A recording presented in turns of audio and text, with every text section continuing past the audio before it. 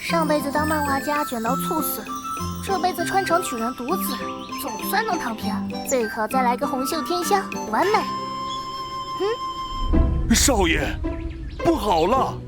当年那个抱错孩子的农户找上门了，您不是蔡家的种。这就要被退货了，我的躺平吧，碎了。哎，发什么愣啊？还以为自己是蔡家少爷。哼，下地去！呸！都在家里歇了半天了，还当自己是少爷呢？也不看看这是哪儿？咱们农户可不养闲人，赶紧下地割刀子去！大嫂，阿青才6岁，腿都被蚂蟥咬烂了，让他歇歇吧。田里的活我和他爹晚上不睡也干完。弟妹这话说的，我得绣帕子给张文正树修呢，哪能下地？我儿子可是要考童生的，是老沈家的希望。你们三房累点不应该吗？想把我当牛马，供养你儿子当官？大伯母，你这算盘打得我在蔡家都听见了。既然不让我躺平，那我就卷死你们！大伯母，我也要读书考科举。你读书？哼，咱家砸锅卖铁只供得起一个，那是我家张文，你做梦的！老沈家的祖训是供子孙读书，我也是老沈家的子孙，凭什么我不能读？你大堂哥考了10几年，连个童生都没考上，这就好比养鸡，养了10几年不下蛋，还要杀其他的鸡给它喂食。既然他号练废了，为了老沈家的祖宗，是不是该换个号练练了？你咒谁废了？我是蔡举人亲自启蒙养大的，蔡老爷说过，我是天生的读书种子，有文曲星庇佑。你今天这一巴掌打下来，就是断了老沈家未来的状元路，这罪名你担得起吗？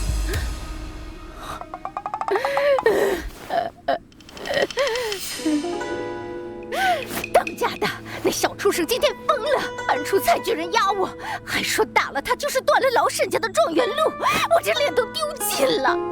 嘿，狐假虎威！蔡举人要是真看中他，会把他送回来。不过是个6岁的奶娃娃，还想翻天？一会儿吃饭，看我怎么给他立规矩。张文啊，你读书费脑子，这肉你多吃点。咱们老沈家改换门庭，可全靠你了。谢父亲，儿子定当努力，不负众望。娘，真香，我是全家最有福气的。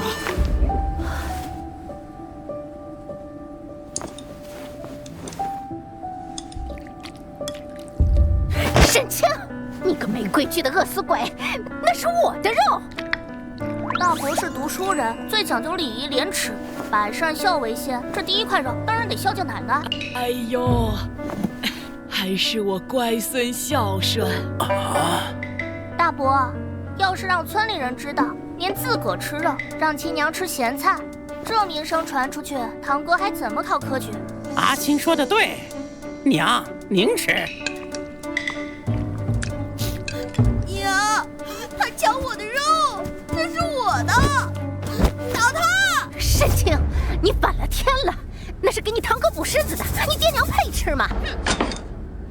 不配！我爹娘天不亮就下地，天天就吃这么点。要是把种地的累死了，以后谁赚钱供堂哥？大家一起饿死吗？放肆！一家人计较什么？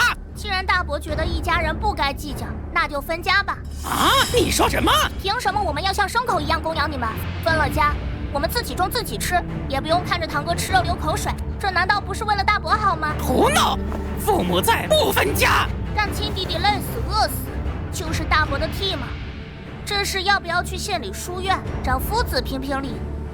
弟妹和三弟辛苦了，去，把剩下的肉都煮了，端出来让大家吃个饱。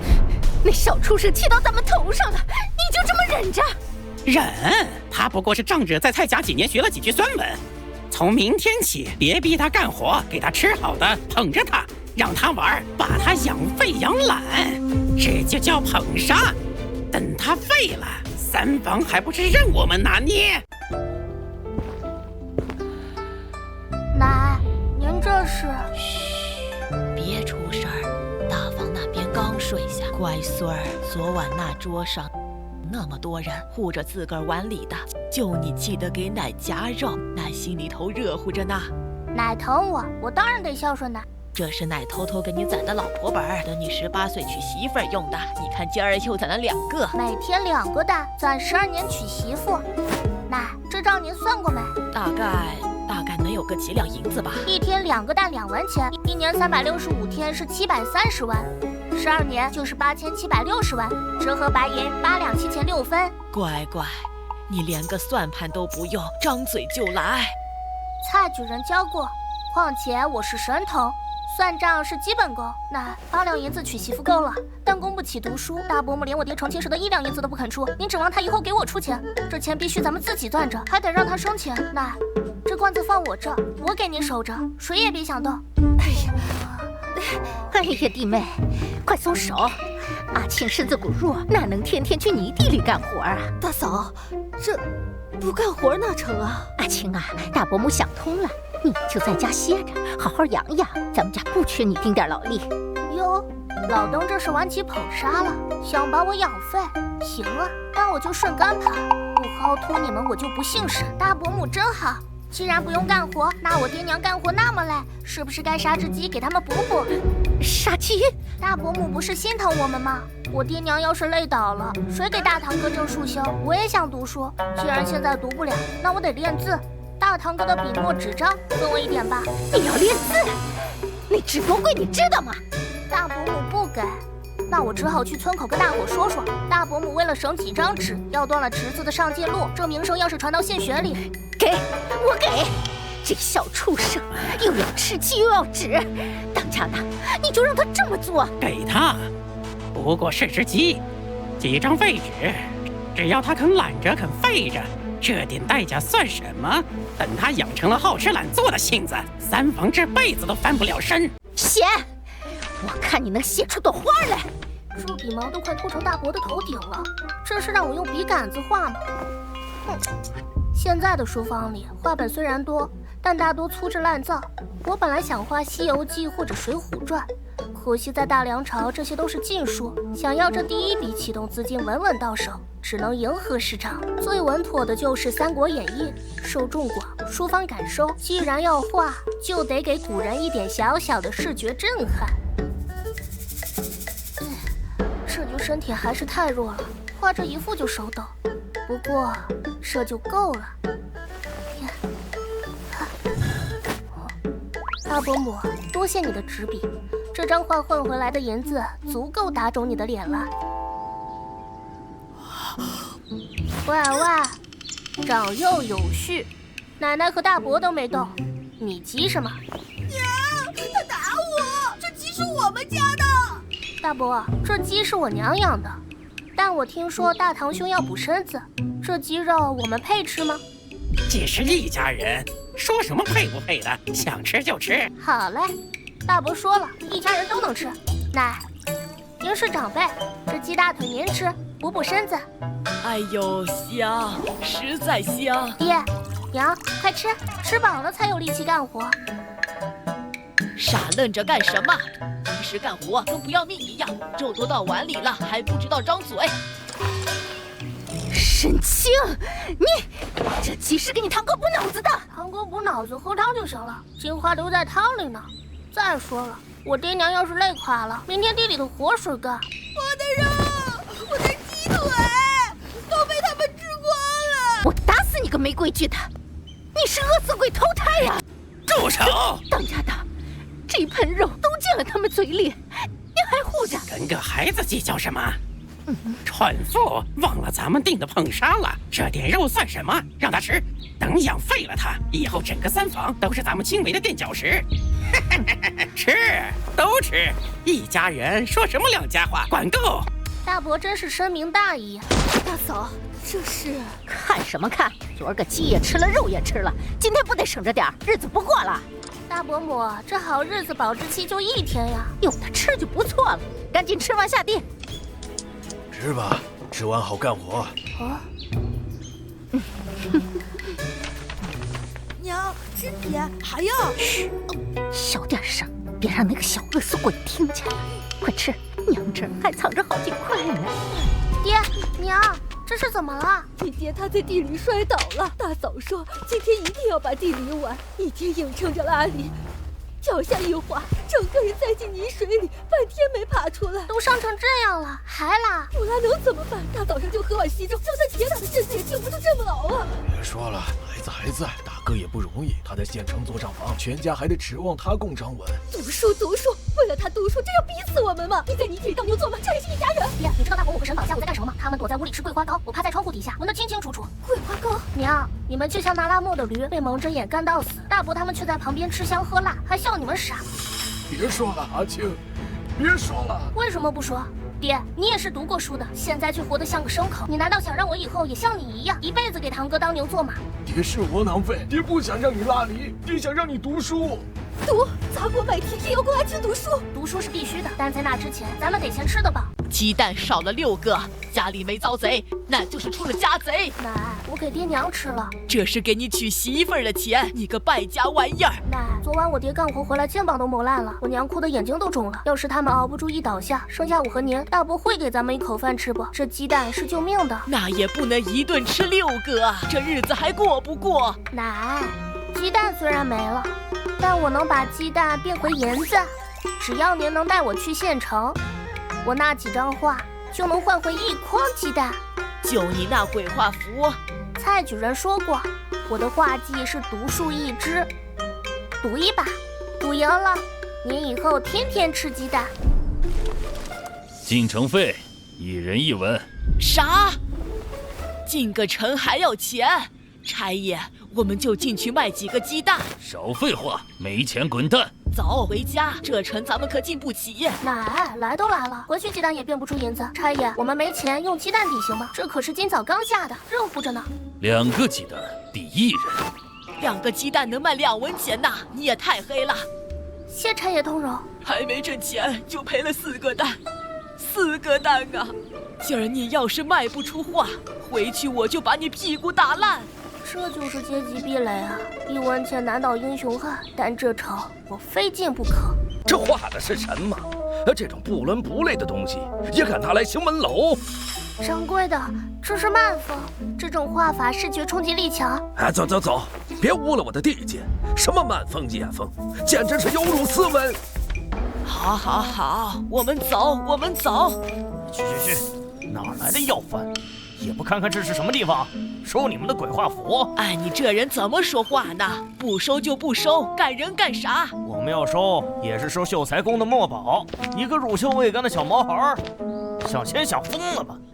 走！阿青，认命吧，咱就是乡下的泥腿子，挣不了这些文人的东西，回家吧。奶，再是最后一家。我不去了，我这张老脸都丢尽了。那我自己去。臭小子，等等我！掌柜的，收画吗？去别处玩，没看着烦着呢。店都要倒闭了，收什么画？正因为要倒闭了，才需要我的画起死回生。口气不小，你要是能让我这店起死回生，小爷我有重赏。我去，这关公的眼睛在瞪我。市面上的三国全是字，插图也都呆板，但我这画能让人一眼看进去。少东家，您是懂行的，这东西要是印在书里，那些不爱看书的富家公子保准会买。买，绝对买，这画看着就带劲儿。少东家，不可呀，刻板费钱，咱们账上没钱了。没钱我出私房钱，这画我要了。小孩，开个价。乖孙，9钱，这可是9钱银子啊，但全家半年也吃不完啊！我该不是做梦吧？奶，快趁热吃，梦里可没有肉味。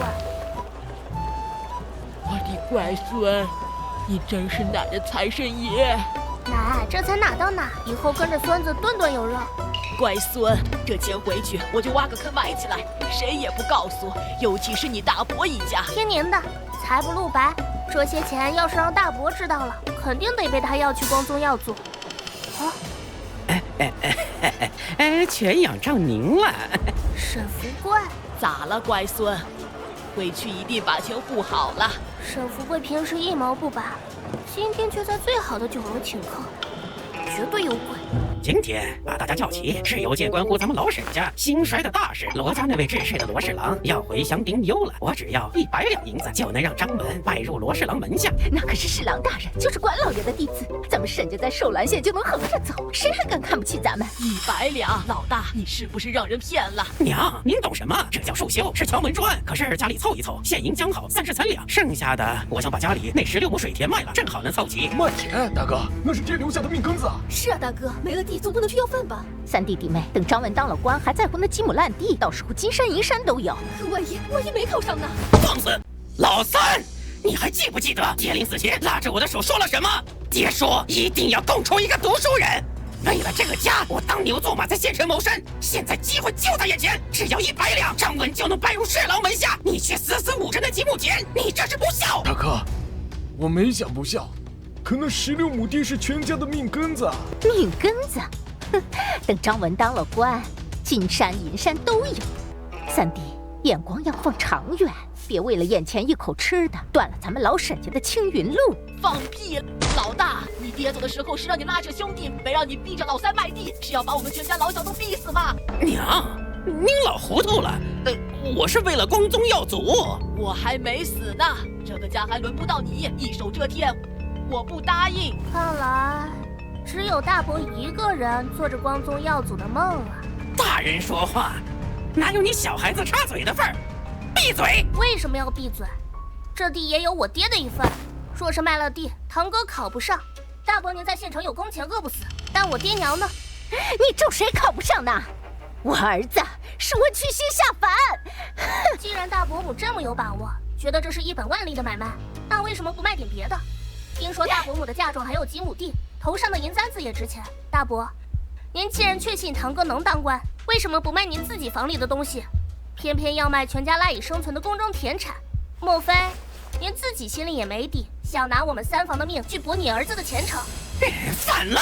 你个牙尖嘴利的小畜生！大哥，阿庆说的对，这地不能卖。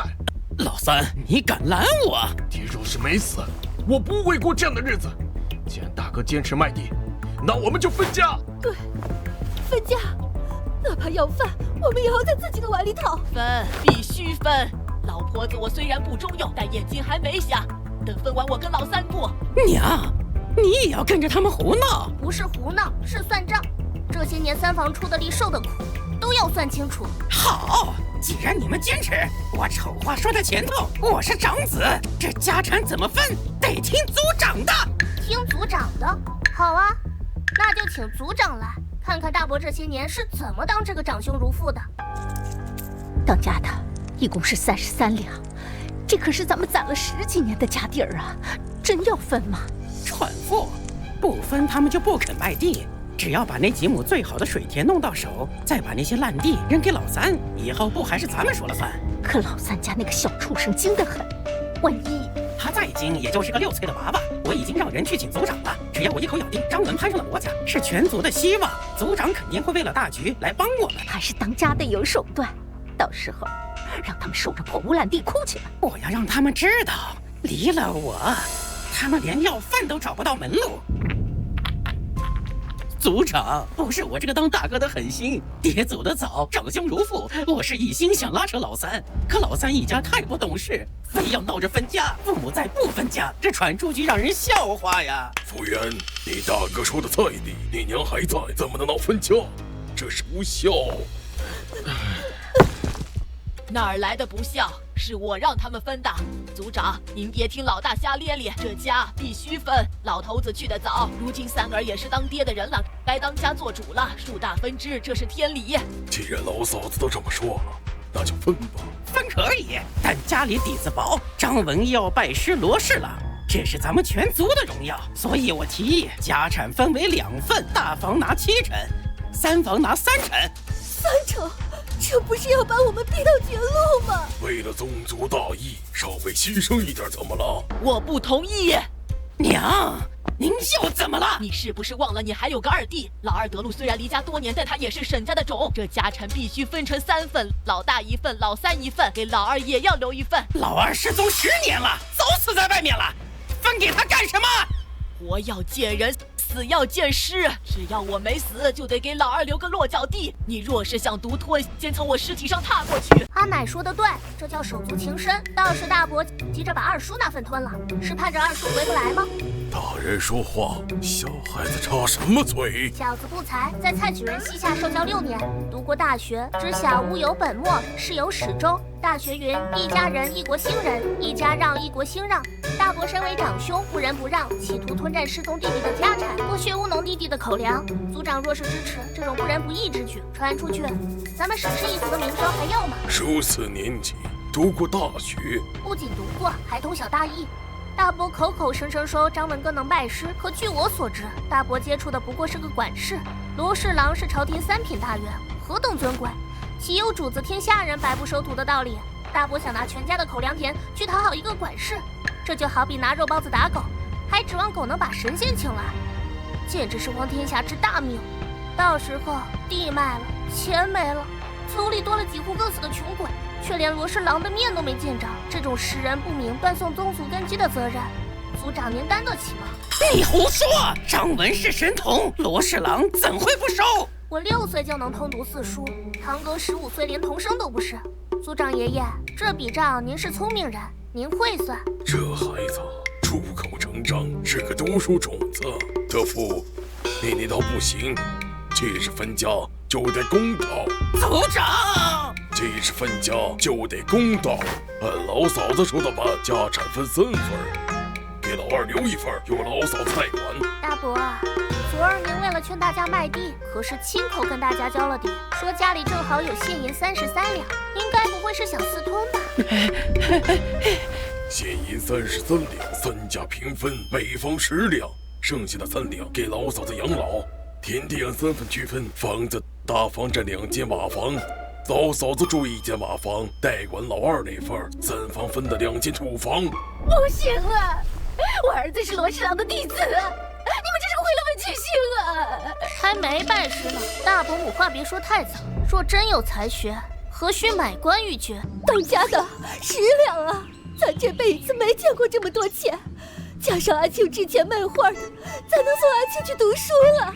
是啊，分了家，日子就有盼头了。三叔，虽然分了家，但你们那2间土房漏雨，要是实在住不下去，求求我爹，或许还能让你们在屋檐下避避雨。堂哥多虑了，私事陋事唯无得心，房子破点不怕，心要是黑了，住金銮殿也是脏的。只会耍嘴皮子，等我进了罗氏族学，咱们就是云泥之别。那就祝堂哥在那云端站稳了，别摔下来。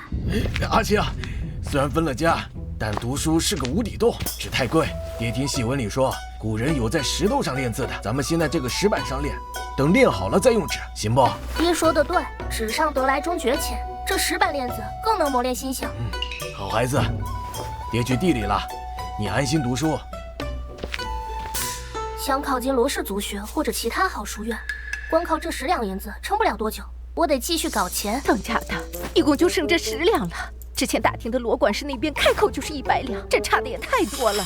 分家分得太狠了，都怪老三家那个小畜生。那现在咋办？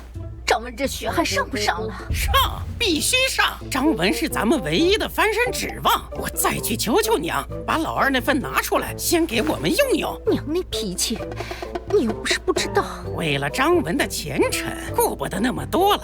只要张文进了罗家，攀上罗侍郎，这点钱算什么？嗨，想要快速赚快钱，还得是……抱歉了，各位古人，为了攒学费，我得给这大梁朝的图书市场来一点小小的纯欲风震撼。钱少东家，准备好你的银子吧，这才是真正的流量密码。你大伯真是魔怔了，为了那100两银子，昨晚差点没把我这把老骨头的棺材本都给刨出来，幸亏我咬死了没给。大伯是当局者迷，阿奶别气了，咱们去县城逛逛。不去不去，天这么热，去县城干啥？又得花钱。阿奶，我这次换了新花，咱们去换钱买肉吃。又能换钱，走。乖孙，这铺子咋突然变得这么多人了？阿奶，这些人都是冲着我的画来的，咱们是贵客。哎呦，沈小公子来了，快呀，快去请少东家。也可算来了。你不知道，自从挂了你那三国插画，我这门槛都快被踩平了。生意好就好，这次我带来了新货，只要是你画的，我都要。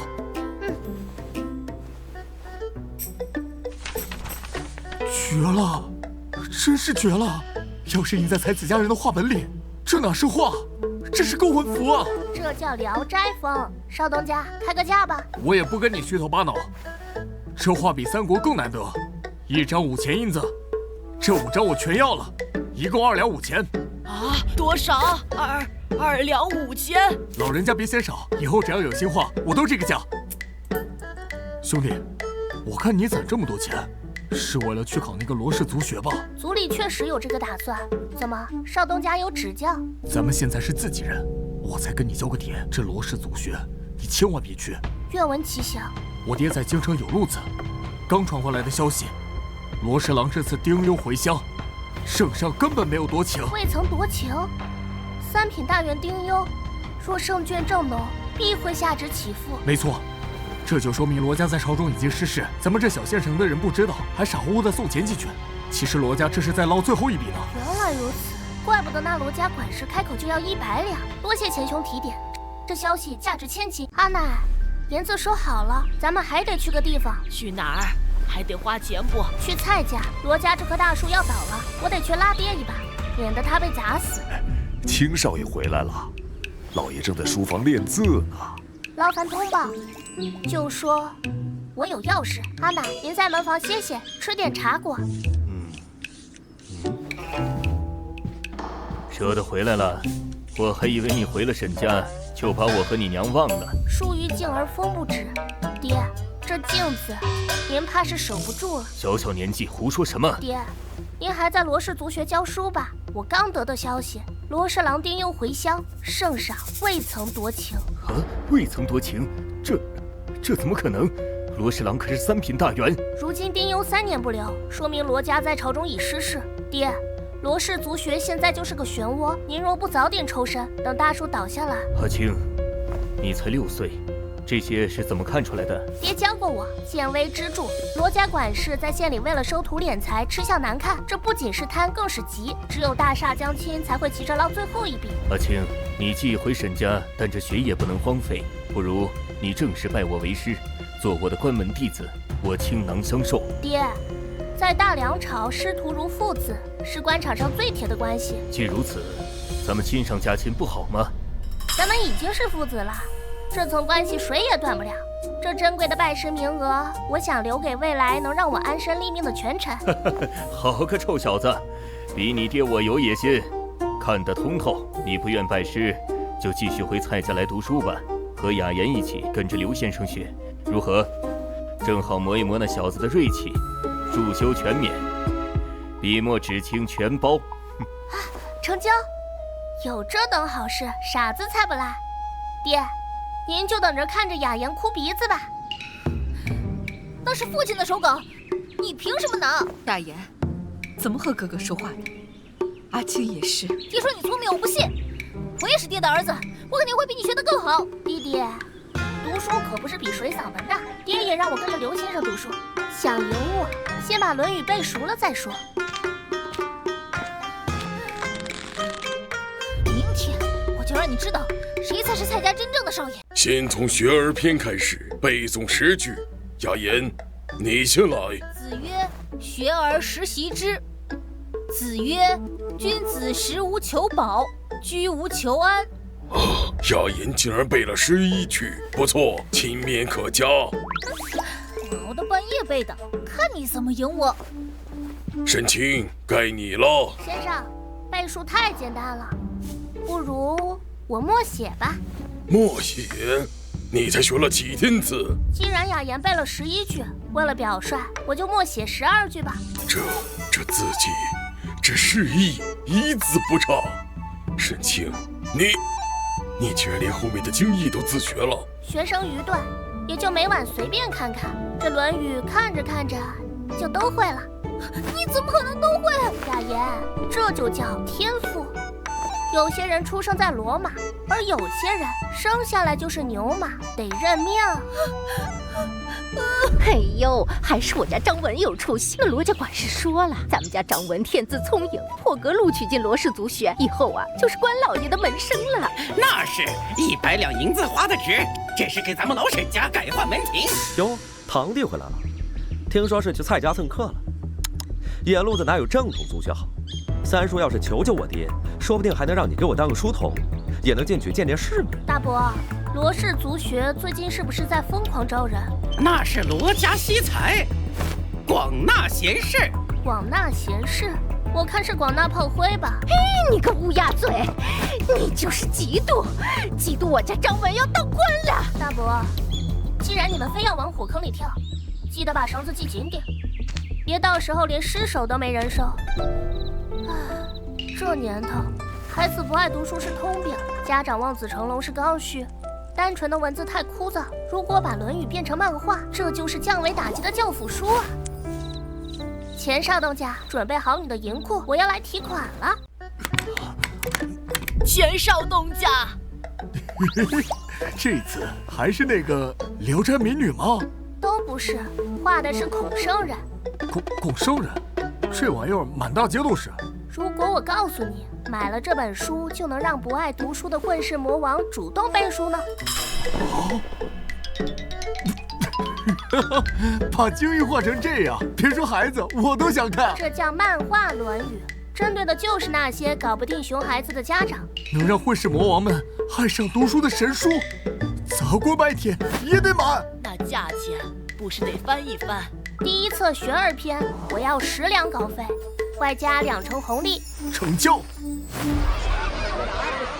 给我来一本！我家那小子看了隔壁二狗的书，昨晚直接背书了。别急，这是给我儿子考前同生用的。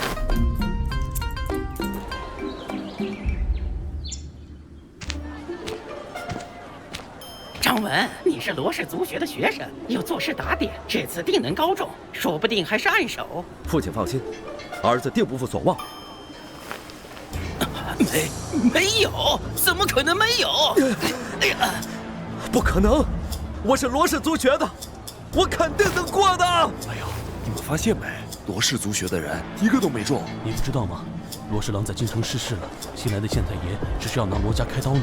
哇，好家伙！罗氏族学启示号候选人全军覆没，这下罗家完了。全没中，100两银子，完了，都完了。谁是沈章文？你们要做甚？我儿是罗氏族学的学生，是未来的官老爷。抓的就是罗氏族学的，科举舞弊，买通关系，跟我们走一趟。我没有，爹，救我！娘！差爷，冤枉啊！我儿连童身都没中，怎么会舞弊？县尊大人说了，罗氏族学全员涉案，带走。我去求求蔡举人，看看他有没有门路。别费那个劲儿了，蔡举人也被抓了。爹娘，我去趟县城，蔡举人是我养父，我不能看着他死。不行，官府是吃人的地方，你才7岁，去了就是送死。我不是去送死，我是去救人。罗家现在自身难保，但我有法子。阿晶，听你娘的，我们是庄稼人，斗不过官的。你要是再折进去，我们老沈家就绝后了。爹，开门啊！这时候当缩头乌龟，以后谁还看得起我们？阿青，娘你可以要饭，也不能看着你去死，乖乖在家等爹娘夏天回来。这就是阶级壁垒带来的恐惧吗？这该死的世道，我受够了这种无力感。大伯母，别哭了，要是哭可以把张文哥哭回来，我也跟着你哭。你说什么？我有办法救张文哥，但我爹娘把我锁住了，我出不来。罗家为了自保，肯定会牺牲下面的人。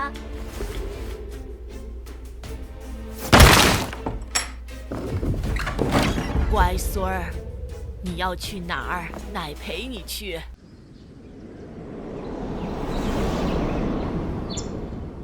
我是蔡安之子，求见二公子。若二公子不见，我便去罗定府了。乖孙儿，这可是罗家，我们真的能行吗？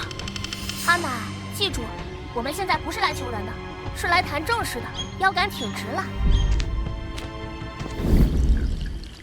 蔡安涉嫌舞弊，你个小孩来找我，是让我徇私枉法？不是徇私，而是救罗家。好大的口气！树虽往上长，根却在土里。如今大树根须已烂，引来虫蛀时，若不割腐肉，整棵树就都死了。谁教你这些的？蔡安。小子常靠着树乘凉，有感而发。你让我怎么割腐肉？罗氏族学大规模招生，本就是为了给罗氏郎留后路。如今现尊发难，却让夫子和学生顶罪，以后谁还敢依附罗家？继续。不如主动断臂，承认管事收受贿赂，泄露考题。但夫子和学生也是受害者，如此，罗家自有管教不严之责，却保住了惜才的名声，也保住了罗家的根基。你很聪明，聪明的不像是个孩子。为救父救兄，不得不聪明。送客。沈清呢？滚出来！什么事？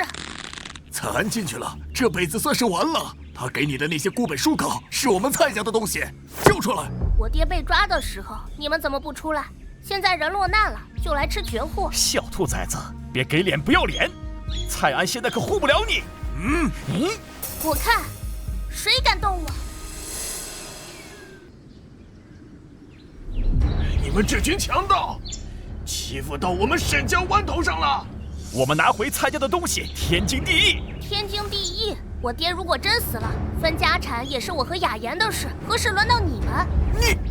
蔡老四在我沈家湾的地盘上纵我沈氏子孙，你是不是当我这个族长死了？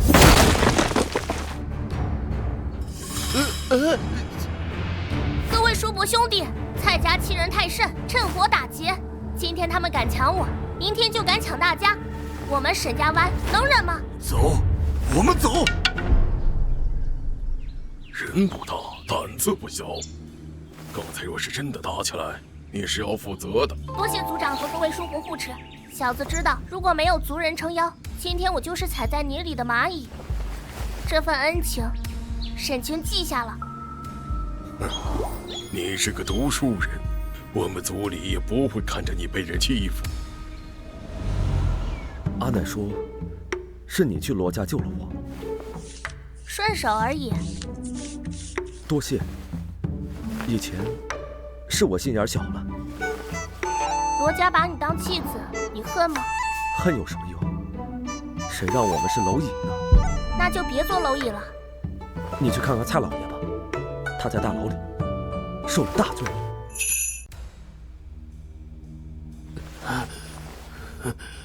不到2个月就把一个举人折磨致此，这就是权势的碾压。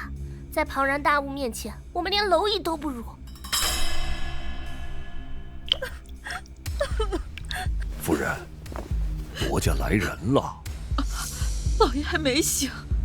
我是蔡家子孙，我去接待。啊，我和你一起去，2个人有个照应。你们家就派2个小孩来招待本少，蔡安人呢？老爷在狱中受寒，刚喝药睡下。原来是忙着睡觉，就派2个乳臭未干的小子来，是没把我放在眼里啊。罗公子慎言，我爹是为罗家受过，如今刚出狱，你不抗议也就罢了，还口出恶言。蔡安好歹是个举人，你又算什么东西，也配来跟我争辩？七公子如此瞧不上我等，想来应该是有功名傍身，不知是生员还是举人。我后年就要下场考县试，到时自会挣到功名。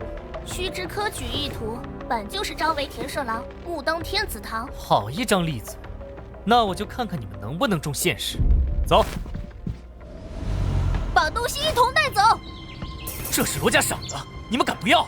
我家清贫，受不起这些东西。你们想与罗家断义？七公子如此羞辱我兄弟2人，若我们还收礼，岂不成了软骨头？七公子若不拿走，我们只能亲自送还给罗2公子。问问这是不是罗家的待客之道？你们给我搬走！阿青，我是不是太冲动了？不，只要我们爬得足够高，他们就不敢再随意拿捏我们。雅言，我们要参加县试。二哥，蔡家实在不知好歹，给脸不要脸！沈清此子7岁便知进退动取舍，能一眼看穿罗家现在的困局，是个大才。可惜不能为我所用，便是隐患。既然他想考县试，那就让他知道，有些门槛不是靠聪明就能跨过去的。即日起，你禁足1个月，在府中苦读。至于沈清，我会让他知道什么是规矩。刘先生，还未下学，您这是要……雅言阿庆，这书我教不了了。是因为罗家？昨夜我家门口被泼了狗血，留了一把断刀。我是读书人，不想惹祸上身。欺人太甚，这是要绝了我们的求学路。罗家这是要赶尽杀绝呀！爹，没人教我们怎么备考县试。别怕，雅言阿庆，你们拿着这个去城西桃叶巷找李慕白，他是我昔日同窗，才胜我10倍，只是性情古怪，不愿摧眉折腰事权贵，所以一直隐居。这寿兰县只有他敢在这个时候收留你们。蔡安让你们来的，回去吧，我这里不收少爷，只收渔夫。李夫子，我们是真心求学。求学？罗家发话封杀你们，收了你们，我这几亩菜地明天就得姓罗。夫子修渔网是为了捕鱼，我们求学是为了捕龙。捕龙？你可知那是杀头的罪？罗家在寿兰县只手遮天，视律法如无物，这叫恶龙。夫子若不敢收，我们转身就走，绝不连累。但若夫子还有当年的风骨，这寿兰县的天，我们师徒3人未必透不破。好一个突破天！蔡安那个软柿子倒捡了个硬骨头的儿子。进来，这烫手山芋我李慕白接了。钓鱼如科考，需静心，等鱼上钩。沈清，你做什么？夫子，罗家不会给我们等的时间，时间规矩是死的，人是活的，与其等鱼上钩，不如主动出击。这次县试，我要的不是重，是碾压。好，既然你有此志，那为师就助你一臂之力。哟，书都读不上了，改行当渔夫了。我家亲公子说了，明日上方山办事会，特意给你们留了位置，去长长见识吧，看看真正的才子都在干什么。别到时候县试连笔都不敢提。这是杀人诛心，考前办事会，名为切磋，实为羞辱。他们是想在县试前彻底乱了你们的心智。夫子，这哪里是羞辱，这分明是机会。哟，这不是神童吗？怎么没书读，跑到这儿来蹭吃蹭喝了？哈哈，我看是来求罗公子高抬贵手的吧。既来之则安之，找个位置坐。既然来了，就不能白吃白喝。今日大家都在作诗，不如你们也来一首。做就做，如何？平平无奇，毫无灵气，跟良才兄的比起来，简直是云泥之别。你们睁眼说瞎话！听到了吗？群众的眼睛是雪亮的。沈清，你堂哥不行，你呢？别是个哑巴吧？听说你要考县试，这里都是你的前辈，你一个7岁小儿，也配跟我们同台竞技？罗七公子，你今年贵庚了？本公子14岁。我和雅言今年均7岁，你一个14岁的人赢了我们2个不足10岁的孩童，值得这么骄傲，还要到处宣扬。你若赢了，那是胜之不武，以大欺小；你若输了，哼，连7岁孩童都不如。你这才子的名头还要不要了？你不敢比试，就只会耍嘴皮子。县试可不管你几岁。县试好啊，既然你要比，那我们就比县试。尔等今日在这里阿谀奉承，做的不是诗，是媚骨。我沈清虽然年幼，但也知道读书是为了名利，不是为了给权贵当陪衬。好一张利嘴，这沈清有点意思。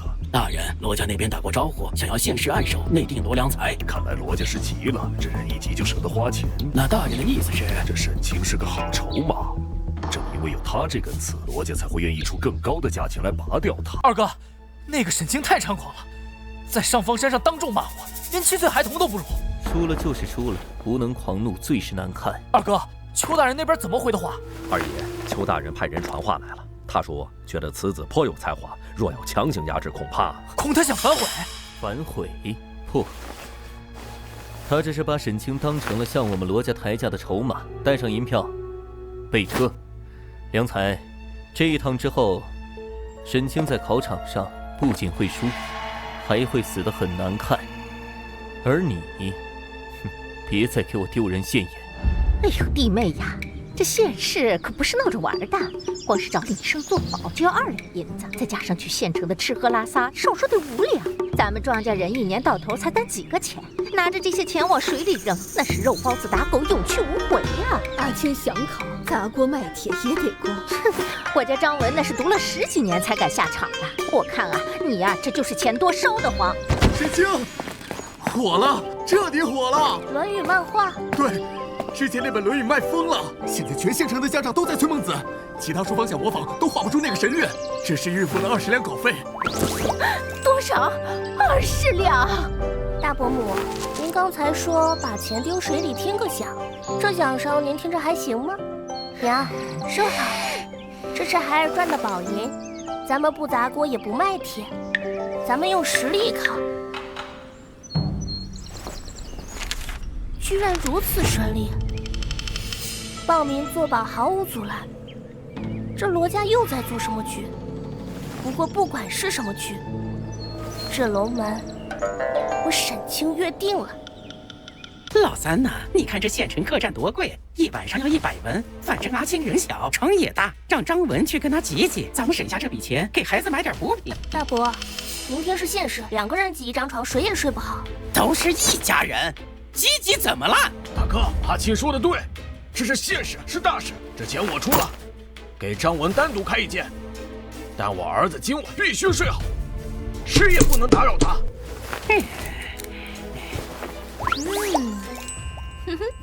排好队，解开头发，脱掉鞋袜，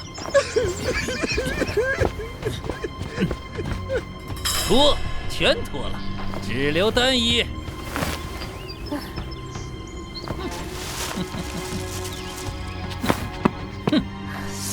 检查完了吗？测号。这种环境下，别说写文章，连呼吸都是折磨。陶县令、罗家，这就是你们的手段，想用屎尿臭屁逼退我。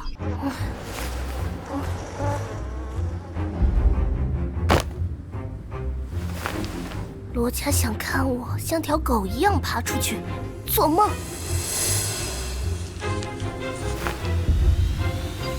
字迹工整，文章更是针砭时弊，老辣的不像个孩子。这文章再好又能怎样？罗二公子的钱不能白拿。邱县令，本官路过，顺道来看看今年的好苗子。下官不知府尊大人驾到，有失远迎。藏什么？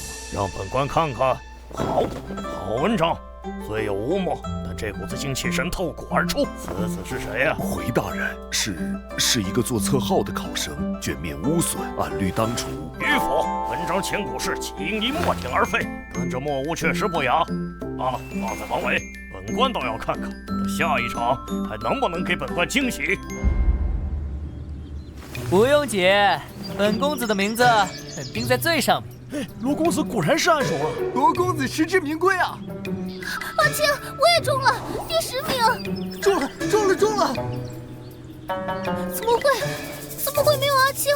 沈清，我要是你，就找块豆腐撞死，连榜都没上，还敢大言不惭？大爷，别慌，在那呢。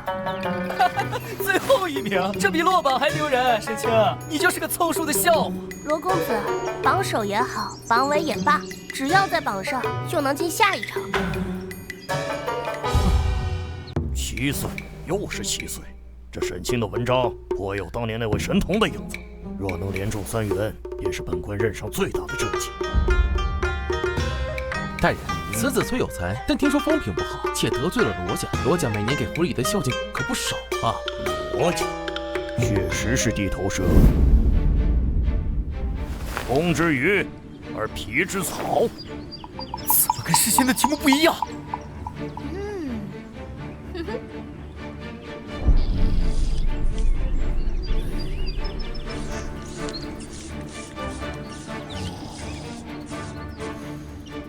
此子非池中物，罗家的银子虽然香，但哪有老夫的乌纱帽重？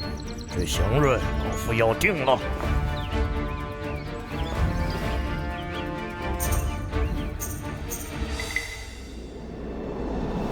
楚良看上那小子了，若第3场他再出彩，那老狐狸为了政绩，很可能会保他做暗手。那就让他根本没有精力写文章。怎么做？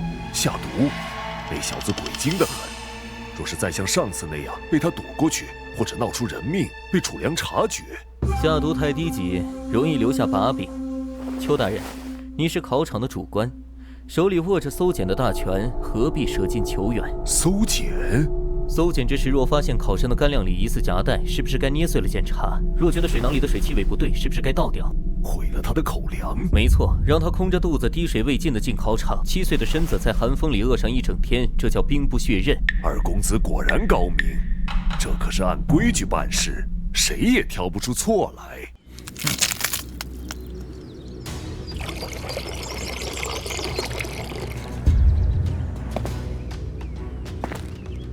哎呀，手滑了，下一个。你，我要举告你！别冲动，这是激将法。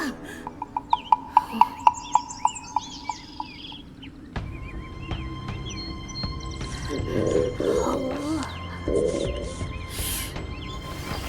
哼，难道要倒在这里？邱东安想饿死我偏要用这最后一口气写出这衣甲的文章。大人，沈清此子文章虽好，但过于激进，且罗家那边……罗家是地头蛇，但我是要化龙飞升的。这沈清就是送我上青云的梯子。邱大人，格局小了。大人，您要点沈清为暗手。低调，低调。这暗手之位，舍我其谁？第10名蔡雅妍，第3名，第2名罗良才。暗手，看暗手，是沈清。罗公子，这红袍穿早了，还是脱下来吧。你赢了县试，只是捅破了一层窗户纸。楚知府点了你，是想借你的名声，但到了府试，那就是许通判的地盘了。许通判，那是罗家在府城真正的靠山，县试只是让你脱层皮，府试他们是要绝了你的路。夫子，我不怕，既然上了这条船，就没有回头的道理。哎呦，不知道的还以为中了状元。依我看，咱家张文那天要不是吃坏了肚子，这暗手指不定是谁的。娘，别说了，烦不烦？拿着，这是老婆子的棺材本，到了府城，别给咱们老沈家丢人。孙儿记住了。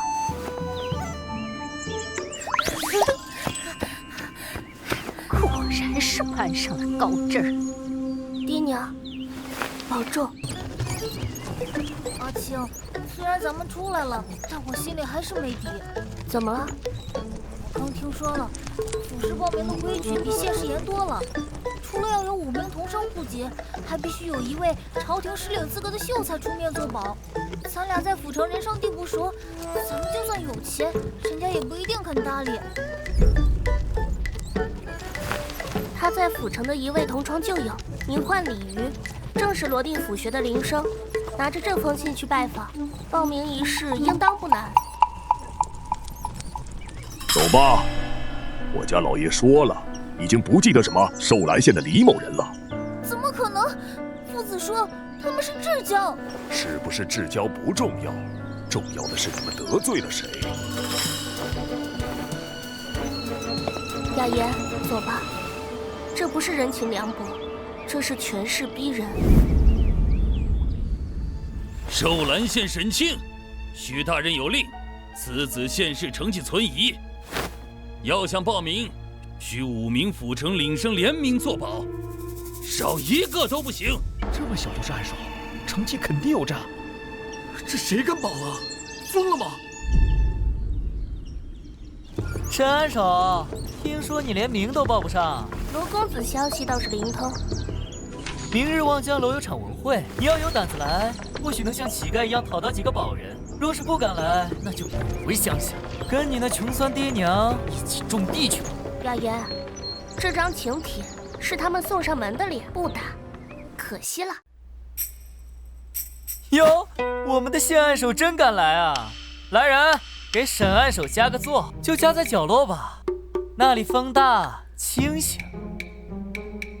今日文会既是雅集，不如以出身为题。不过有些人啊，穿上长衫也掩不住身上的泥腥味。罗兄说的对，寒门难出贵子。有些所谓的神童，不过是乡野村夫的自吹自擂罢了。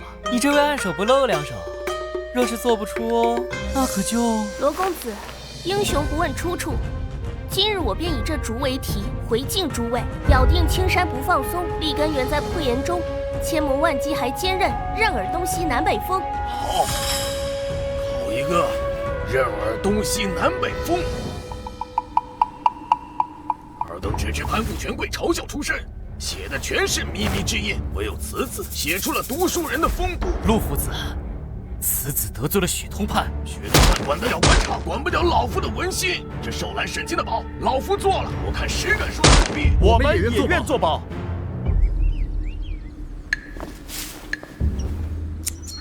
大人，陆老头坏了事，沈清报名成功了。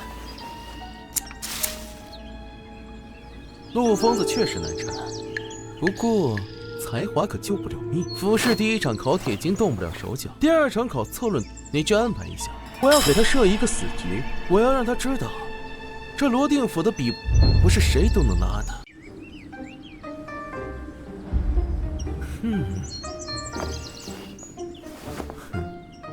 此人嫌疑重大，重搜。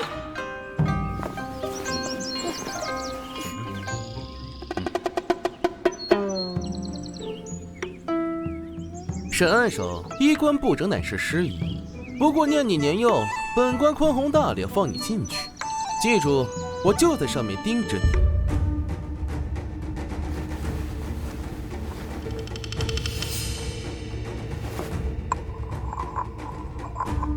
动作清闲，扰乱考场秩序，记过一次。子曰：“与其不孙也，凝固。”这是陷阱。若答节俭，便会影射当今圣上修元年的奢靡之风；若答固守，又会被指责不知变通。对抗朝廷新政，无论怎么写，都是妄议朝政。这就是许通判的手段。文字狱。写了，只要你落笔，我就能从里面挑出谋反的字眼，让你永世不得翻身。不能正面硬刚，必须跳出圈套，不谈朝政，只谈法度与民生之计。有了，从礼崩乐坏需重典的法家角度切入，将顾隐山为整顿吏治、固守本心，既避开了皇帝的私生活，又迎合了整顿吏治的大风向。花不留手的小崽子，竟然从吏治入手，滴水不漏。大人，那这卷子出落吗？出落？文章写的花团锦簇，立意又正。若是无故出落，楚良那老狐狸正愁没借口找我的麻烦。他现在可是把这小子当成宝贝。那让他过。还有最后一场。沈清，你这没良心的！你拿着我的满身钱买笔墨，出尽出息了，就不让我这个童养媳了吗？童养媳卖身钱？天哪，这杀手居然是靠吃软饭读出来的书，还是这种钱！我在天宇阁解渴3年，攒下的银子都给了你。你说他逆中了暗手，就为我赎身。沈清，你的良心被狗吃了吗？沈清，你终于看出来了，你看看我身上的伤，当初为了给你凑改考的盘缠，被人可打的呀！大神，你乱叫什么？你身上穿的这身锦衣，还是我上个月借了李员外的客舱换来的银子，你怎能翻脸不认人？看这衣服料子确实不便宜，原来是这么来的。雅言，你什么时候多了个童养媳？大神，你瞎啊！小爷家里良田千顷，还需要你接客来养我？那才是沈清。你说你供养了我3年，那你这卖身钱花的也太冤了。我身上这件衣服值不了10个铜板。还有，你说是我沈家童养媳，你倒是说说我沈家大门朝哪开？我爹娘名讳如何？我没用的东西，看来还得本官亲自下手。这场雨马上就要下来了，我看你的卷子是不是也像你的嘴一样硬？既然天不渡我，我便自渡。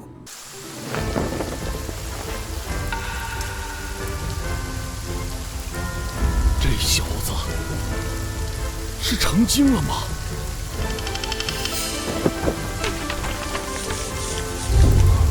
这都能写穿？有蛇！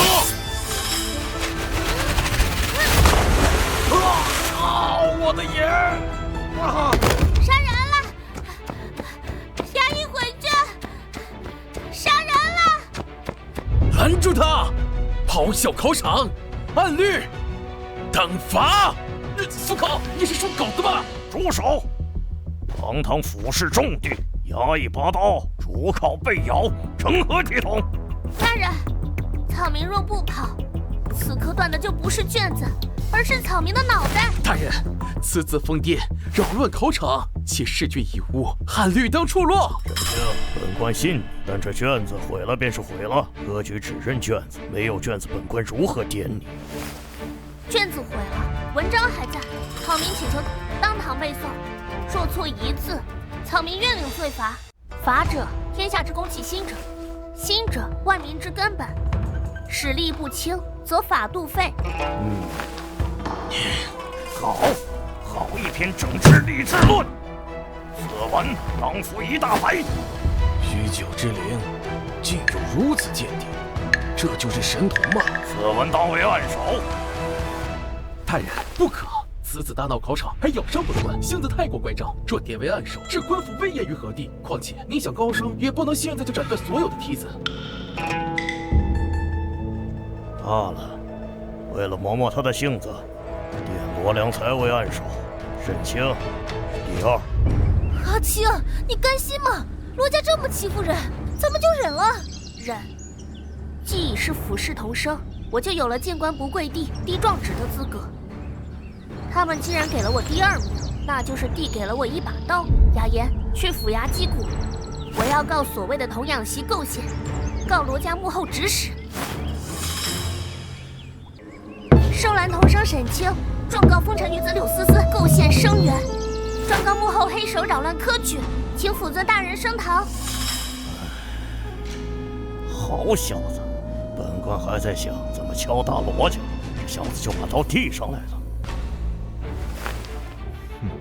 沈清，你乃新进童生，按律见官不跪，今日击鼓，所谓何事？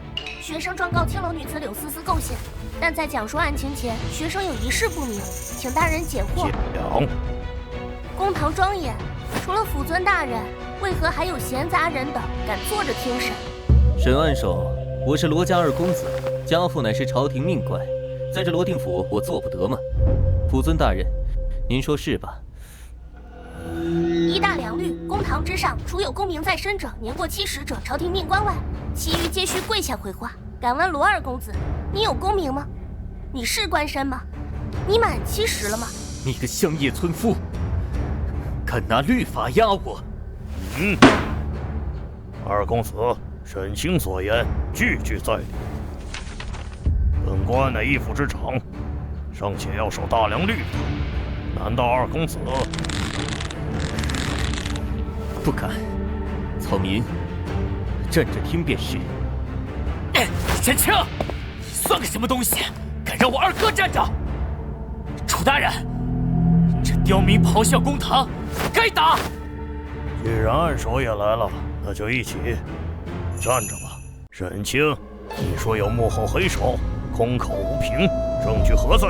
柳思思姑娘，你说这3年积蓄都供养了我读书，乃至身无分文，那你脸上为何能用得起聚宝斋上好的胭脂？这一盒胭脂少说也要2两银子。那是我以前设下的。你刚才还说为了我倾家荡产，除非最近有人给了你一大笔横财，让你有了底气挥霍。大人，学生在击鼓鸣冤的状纸中，曾恳请大人派差役搜查柳思思在天宇阁的住处，敢问大人可有收获？这小子不仅状纸写得滴水不漏，连侦查方向都指明了。呈上来！回禀大人，属下奉命搜查柳思思房间，在其床底暗格中搜出白银50两以及此物。这灯看着就贵。一个青楼女子哪来这种宝贝？这就是那笔横财吧？大人，此灯名为流光盏，乃是西域贡品，价值100两，而且这灯座底部还刻着一枚清晰的罗字，这是罗家的族徽。罗管事，这流光盏乃是罗家之物，为何会出现在一个与你们素不相识的青楼女子床下？难道是这当自己长了腿跑过去的，还是你亲手送去的，让他来构陷我这个穷童生？二哥，这不是父亲书房里的？闭嘴！二公子是刘光臣确信你罗家之人，多情人证物证俱在，你罗家作何解释？好你个刁奴，竟敢背着我偷盗府中财物，还在外面招惹是非，构陷世子，败坏我罗家百年清誉。二公子，我什么都不知道啊！你想清楚了，一人做事一人当，别连累了你在老家的老母和妻儿。小的糊涂，这样看到沈清多次对七公子不敬，我这才脱了灯，买通柳思思。七公子并不知情，一切都是小的一人所为。果然是气虚保帅，不过能逼得罗家在公堂上自断手脚，沈清这把刀已经够锋利了。大胆刁奴，罪加一等，立刻行刑！沈清，你让我罗家丢尽了脸面，院士考场便是你葬身之地。哎呦，我早就说了。那沈清就是运气好才中了县试，这次去府城，他一个毛孩子能考上？听说青哥读书很厉害呀。厉害什么？听说在府城惹了官司，差点被打板子。我就说老三家没那个富贵命，把家底败光了，以后还得靠我们大房接济。哟，还有脸坐马车回来？我看是把棺材本都赔光了，回来哭穷的吧？终于到了，青儿回来了。饿不饿？没口重也不打紧，人回来就好。爹娘，夫子，沈清幸不辱命，此次府试儿子侥幸中了第2名。第2，是通过了吗？老沈呐，糊涂，是府试第2名。你家青儿现在是正儿八经的童生了，只要再过一关就是秀才公。我的天，第2名，那是文曲星下凡呐！老沈家祖坟冒青烟了！快去喊族长！大伯母，让你失望了。这富贵命，我们3房不仅撑得住，将来还要撑起整个沈氏一族。列祖列宗在上，沈氏子孙沈清今中府试第2，为我族争光。青哥，你是全族的希望，族里决定以后你读书的花销宫中全包了，哪怕砸锅卖铁，也要供出一个秀才。族长厚爱，沈清铭记五难。今日全族服我青云志，他日我赠族人朱紫袍。儿啊，你现在是童生了。娘总觉得跟做梦似的。娘，这不是梦。往后爹不用再为了几枚铜钱磨烂肩膀，你也不用为了省灯用钱半夜摸黑缝补。亲哥，族里已经备好了马车，这是镇上最好的车轿。往后你只管在府城专心备考。这次我必须拿下秀才功名，不负全族期望。这漫画孟子奇了，我读了30年圣贤书，竟不如这画中点睛之笔透彻。不知这位九渊先生是哪位隐士大儒？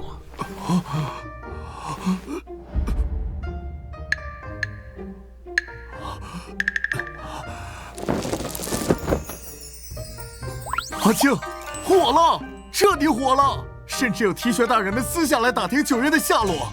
这银子你拿好，你现在就是我的财神爷。钱兄，名声这东西水满则溢，放风出去，就说九渊先生仰慕范提学风采，欲在院试后与之共论画道。你这是要自己给自己抬轿子？不，我是要给范大宗师一个不得不选我的理由。你去查查这个九渊，若此人只是个画工，便赏他几两银子；若此人是此次考试的世子，大人的意思是，若他是世子，那罗定府这滩浑水里倒是出了朵清莲。这种货色也配做我的对手？这九渊先生真乃神人，若能得见真容，此生无憾。诸位有所不知，听闻那沈清自诩得九渊先生真传，扬言此次院试暗手已是他囊中之物。不仅如此，那沈清还说，除了他，没人能读懂范大宗师的文章。数次狂妄！一个乳臭未干的童生，竟敢如此羞辱我等！我听闻那小儿甚至还说范提学是他至交好友，早已内定他为秀才，我等不过是去陪考的。阿青，外面传得太难听了，说你蔑视同窗，自诩内定。罗家这是要借全省士子的唾沫星子，把你淹死在贡院门口啊！夫子，木秀于林，风必摧之。罗家把火烧得这么旺，其实是怕了。他们想让我成为众矢之的，逼范提学为了清明避嫌而弃我。既然你瞧得透，那便更要在那位范大宗师面前拿出真本事来。看这些，范提学乃是衣甲榜眼，此生最爱华丽瑰丽、辞藻考究的锦绣文章。阿庆，你的文风太实，虽理据凿凿，怕是难入这位花团锦绣的大宗师法眼。雅言，你文风虽雅，却失之于福。你们二人这几日必须脱胎换骨。既然他要华丽，我便赠他一场盛世繁花。只不过，这花底下藏的是我沈清杀人的刀。阿青，你这汗出的不对劲，脸红得像涂了丹砂，是不是这几日没日没夜练的瑰丽文风伤了体子，受了暑气转成内热了？没事，暑气入体罢了，我撑得住。瞧，那就是自诩暗手的神童，还没进场就热得要晕了。他是连第一场策论都写不完。范大宗师最厌体态不端之人，他这副病态，文章写的再好也白搭。搜检开始。罗良府流言杀不了人，只要我沈清还有一口气，这暗手你就拿不走。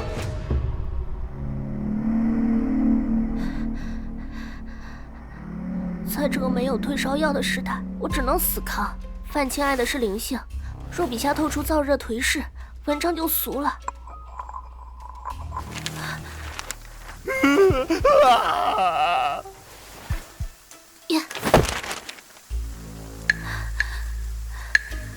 只要卷子干着，我就没输。泰山崩于前而不改色，此字不错。既然全场皆爱，我便写一篇拨云见日给这范大宗师看。阿青，夫子，卷子是干的。好，咱们这就去医馆。就这样还休想安手呢？命都快没了，还想要功名？抬回去准备后事吧。吴江本来文墨之地，一场大雨竟考出了满纸泥泞，就没一场干净的吗？大人，这有一卷，字迹端庄，卷面洁净，只是这试帖诗写的未免太过圆滑，竟将那场毁人前程的暴雨写成大人你洗涤乾坤天降大任的吉兆，谄媚之态跃然纸上啊！谄媚？你只看到他在捧老夫，老夫却看到他在绝境中不仅护住了卷，还护住了读书人的气量。此子在暴雨中泰山崩于前而不改色，这文章不是拍马屁，这是他在告诉老夫，风雨何足惧，文章载道行。按手给老夫点，受拦沈清为按手。现世第一名按手，受拦沈清。啊！沈清小孩居然是暗手，这罗定府要变天了。我听说范提学亲自下场，说他的文章有宰辅之风。罗良才，你输了。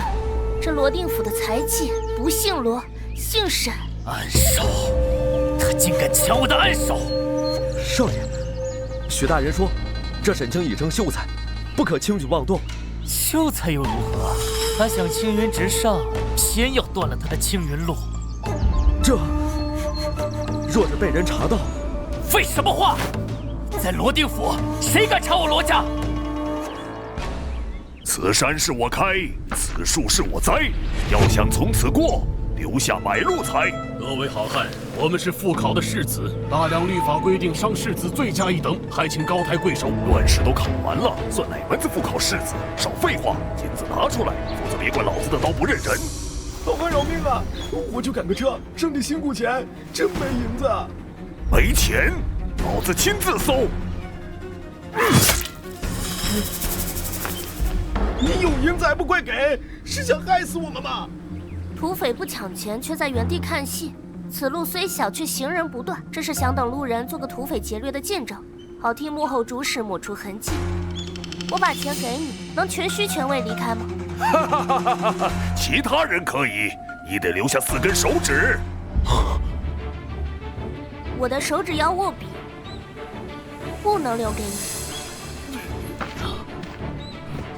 谁能抓住这6名土匪？我这100两银子全是他的。我看谁敢！干部，干！小畜生，我先废了你！别怕，有我在。说我们死了，就是罗家所杀。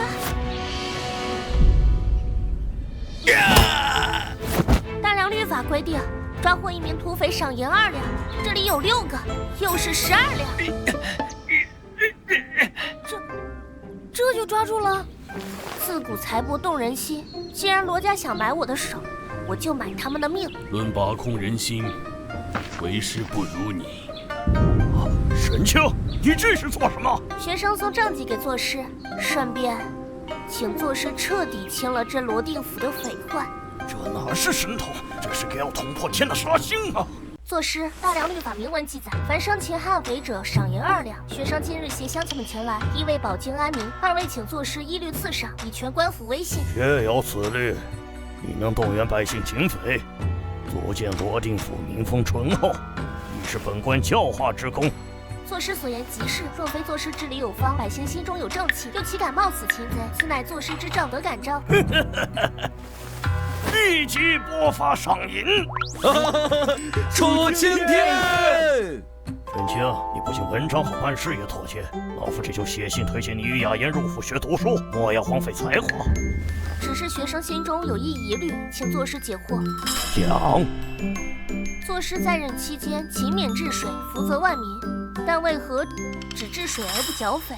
匪患根深蒂固，牵扯甚广。治水虽有功，但入不得中书。若能清绝罗定府100年匪患，此乃不世之功。谈何容易？众口铄金，重赏之下必有勇夫。作师只需像今日这般，利用百姓之力，将赏银给足，让土匪陷入汪洋大海之中，何愁匪患不绝？阿青，你今日冒死进言，是为公还是为私？为公，是除100年祸害；为私，是报今日之仇。罗家指使土匪废我，那我就借楚知府的手拔了罗家的这些暗桩。但我地位尚低，今日所言不过是引子，唯有重举才能真正进入这局棋。老七这个废物，不仅没废掉沈清小儿，反而送了楚良一个剿匪的由头。那沈清好像要准备复学入学了。复学？进了复学，就离我罗家的眼线更近了。我要他在复学身败名裂，求死不能。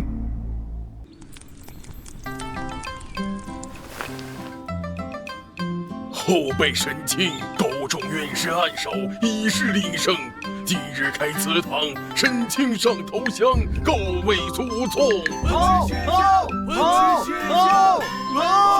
文曲星，显摆什么？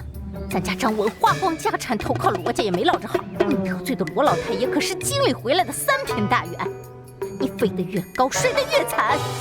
沈清没死，反而让楚良端了万寿山，你把罗家在罗定府100年的根基都折了大半。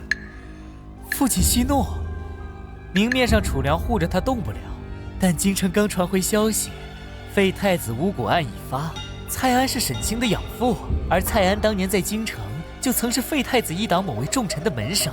哼，圣上最恨巫蛊，只要牵扯进去，便是抄家的大罪。没错，只要我们在京里运作一番，蔡安一倒，沈清就是断线的风筝。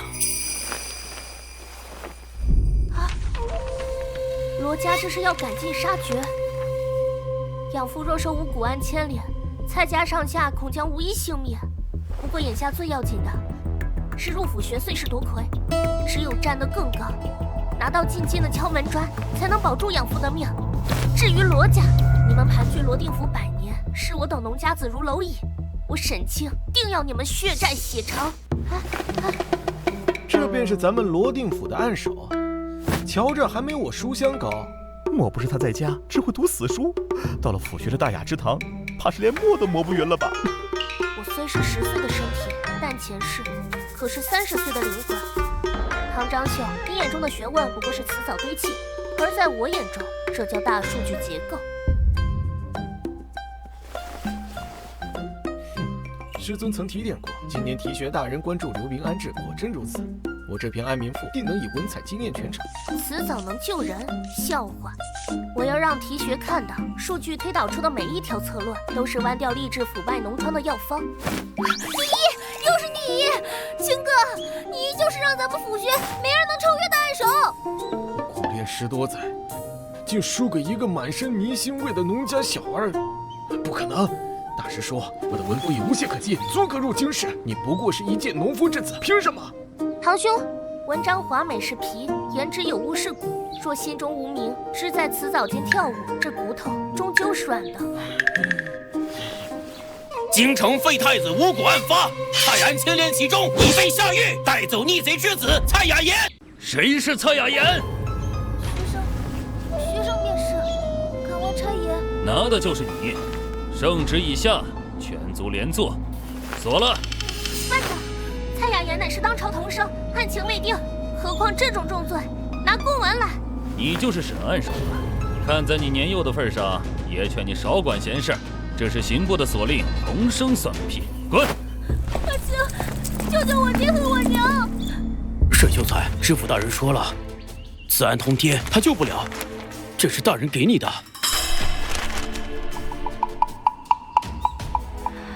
世清，去我小兰阁避一避吧，这火是京里烧出来的，高层的争权夺利，现出一点火星到咱们这儿，就是灭顶之灾。蔡家养我6年，教我读书。若今日我为了保全名声而退步，我这满腹圣贤书，不如拿去烧火。我就知道，我已备好500两银子，给你疏通关系用。小孩子走开！此乃重犯关押之地，闲杂人等不得靠近。差爷辛苦，我是府学铃声沈清，里头关的是我收验恩师。这是通天的案子，上头盯着呢。我只见一刻钟送些御寒的衣物，知府大人和题学大人那边我也备了厚礼。若差爷今日行个方便，日后我在大人面前自然也会提这一份善缘。1刻钟，动作快点。滚！你来做什么？你与我才是毫无瓜葛。娘，孩儿来看你们了。看？你个农家贱种拿什么看？实话告诉你们，当年换子事情，我是看你命格硬，才换你来替雅言挡灾。你不过是我们家的一块大恶食。这是娘在用最后尊严，想要把我从这逼死的漩涡中推出去。阿青，听我娘的话，快走。既然娘说我是挡恶时，那这灾我便彻底挡了。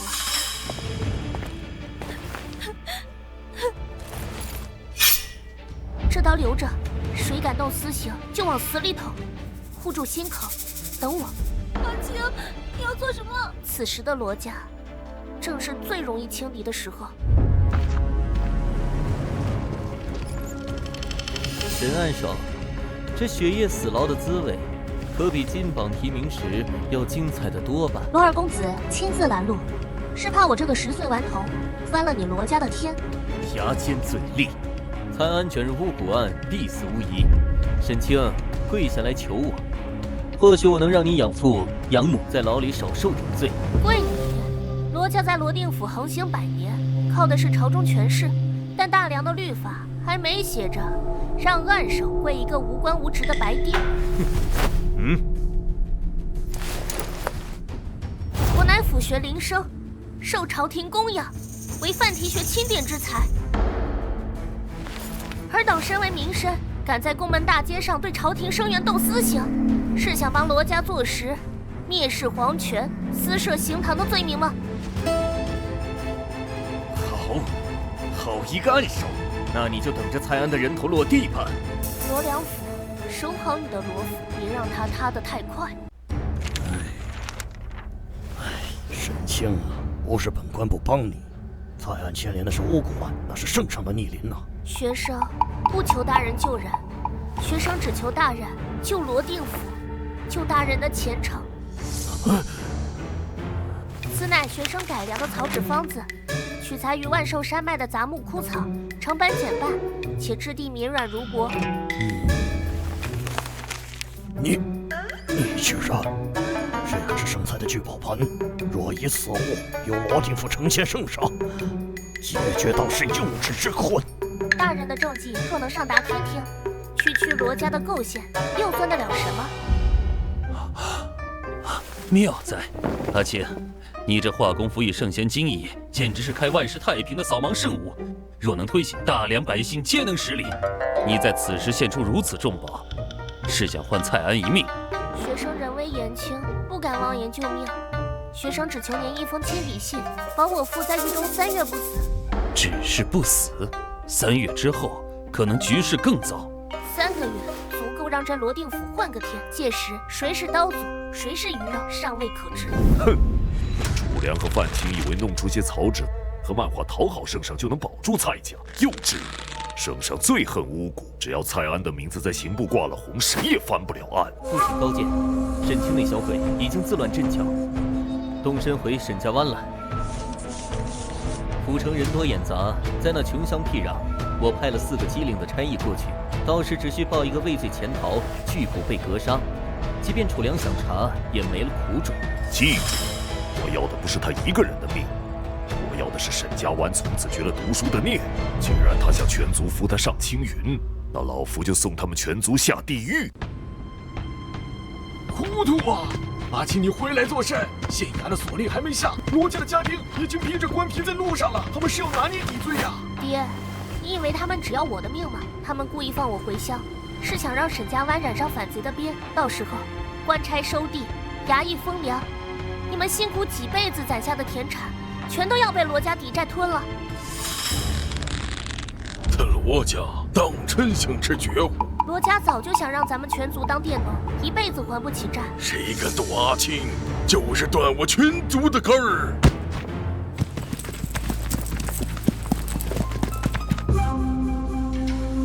大哥，这沈家湾怎么灯火通明？难道已经知道我等前来，准备迎接？别大意，罗二公子说了，这沈清死在府城，名声不好听；死在乡野，那就是拒捕格杀。今日我先拿了地契，再把那小畜生就地处决。明白。在这穷乡僻壤，刀就是王法。怎么着？拿着这些烂木头片子，还想翻了天不成？沈清，你教这帮泥腿子拿刀，是想坐实了他们聚众谋反的罪名吗？大爷误会了，乡亲们拿刀是怕山里来了野狼，毕竟某些不打招呼、没带捕文就进村的，和畜生也没什么区别。亚见罪厉，你作为连坐罪人，抓你何须不闻？哦。大梁律法规定，抓捕生员须有知府亲批。诸位手里拿的，怕不是知府的印信，而是罗二公子的私信吧？放屁！在这罗定府，罗二公子的意思便是王法，谁敢多嘴，老子先剁了他！诸位乡亲都听到了吗？这位差爷亲口承认，罗公子的意思便是王法。差爷这份对罗公子的忠心，想必按查史司的大人们一定会非常感兴趣。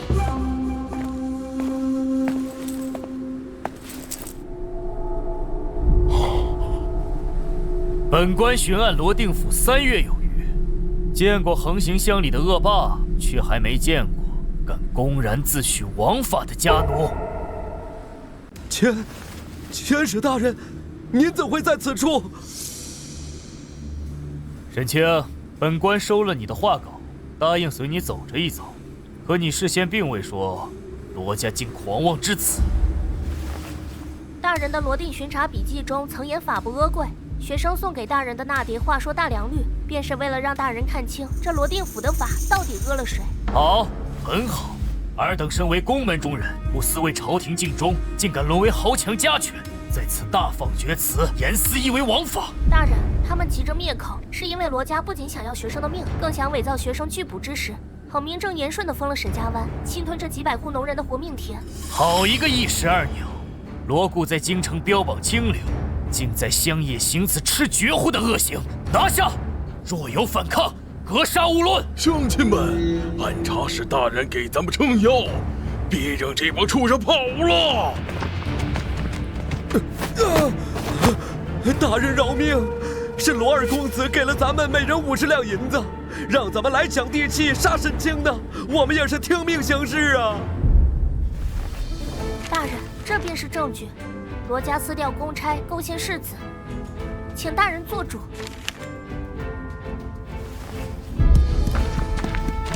小娃娃，你利用本官对付罗家，就不怕本官事后连你也一起治了？大人要的是励志清明，设场嘉奖；学生要的是家人平安，仇人伏诛。只要目标一致，学生便是大人手里最稳的那杆笔。好一个最稳的笔！走，随本官回府城。本官倒要看看那罗姑在证据面前还如何维护他那清流的脸面。这一局，我不仅赢回了生机，还亲手为罗家掘好了坟墓。薛大人，您带人围我罗府，就凭这几个办事不力、满嘴胡言的建议，谁知道是不是受了某人的教唆，想攀要我罗家？罗二公子，攀咬需要动机，而你们派人去沈家湾抢夺地契，试图让我意外身亡的铁证，可都是实打实的。薛前世为了一个蔡家的余孽，你要毁了2家的世交之情。无故暗示天威，你现在护着他，便是藐视皇权。罗侍郎，本官不仅在护沈清，更是在护大梁的律法。私调差役下乡杀人夺田，这案子本官接定。那便公事公办，只是这审案手恐怕等不到你审完，就要随蔡家一起去刑部大牢待命了。罗大人，您如此急着抓我，是怕处知府那封关于草纸方子和教化漫画的密折已经进了京城内阁吗？你说什么？既然罗大人要讲王法，那我们就讲个透。罗家在罗定府强取豪夺的证据，学生已经托楚大人送出去了。若我今日不明不白死在这里，罗家在京城的清流名声还能保住几分？畜生！是你瞒着我，派人去沈家湾行刺烈士的。父亲，明明是您。闭嘴！我罗家世代书香，怎会出你这种为了几亩薄田自毁前程的孽障？老狐狸又玩弃车保帅了。是老夫教子无方，逆子私调官差，按律当办，请薛大人按规矩来吧。人犯带走。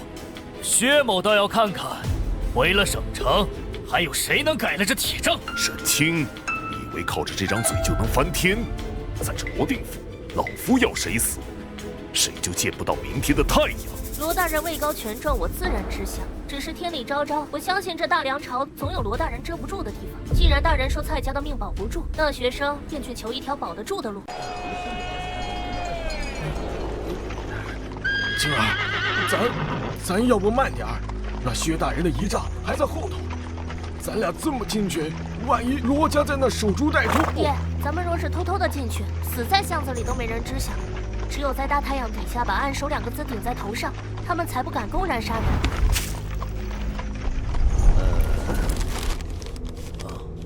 罗定府沈家湾，沈清，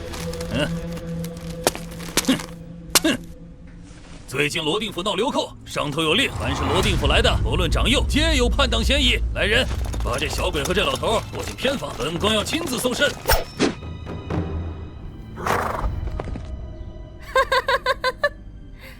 诸位同窗，沈某乃罗定府荆轲暗手，持安察使司薛大人亲笔公文，前来省城呈送要案证词。这张校尉不仅当众践踏朝廷文书，更要将我这大梁暗手无为乱党私自拿办。难道在大人眼里，这吴江府不是圣上的天下，而是你的私牢吗？荒唐！10岁暗守罗城，竟遭此辱！我等读书人的脸面，岂容尔等兵痞践踏？开门，放行！开门，放行！我只是例行公事。既然是公事，请校尉大人亲自捡起这沾了泥的文书，恭恭敬敬请我入城。爹，第一关过了，在这省城，只要咱们声音够大，罗家就只能憋着。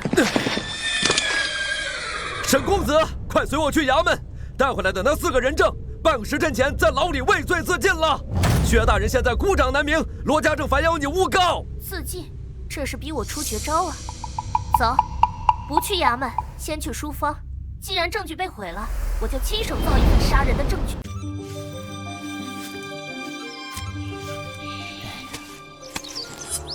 沈公子，听说官兵已经受到擒接了。赵老板，罗固能杀人证，因为人证是血肉之躯，但他堵不住万民的嘴。官场讲证据，证据会被毁；但坊间讲故事，故事杀人却无需道理。踏印，召集你们所有的学徒，我要在天黑前，让这本罗门恶犬传遍吴江府每一座酒楼，每一处茶肆。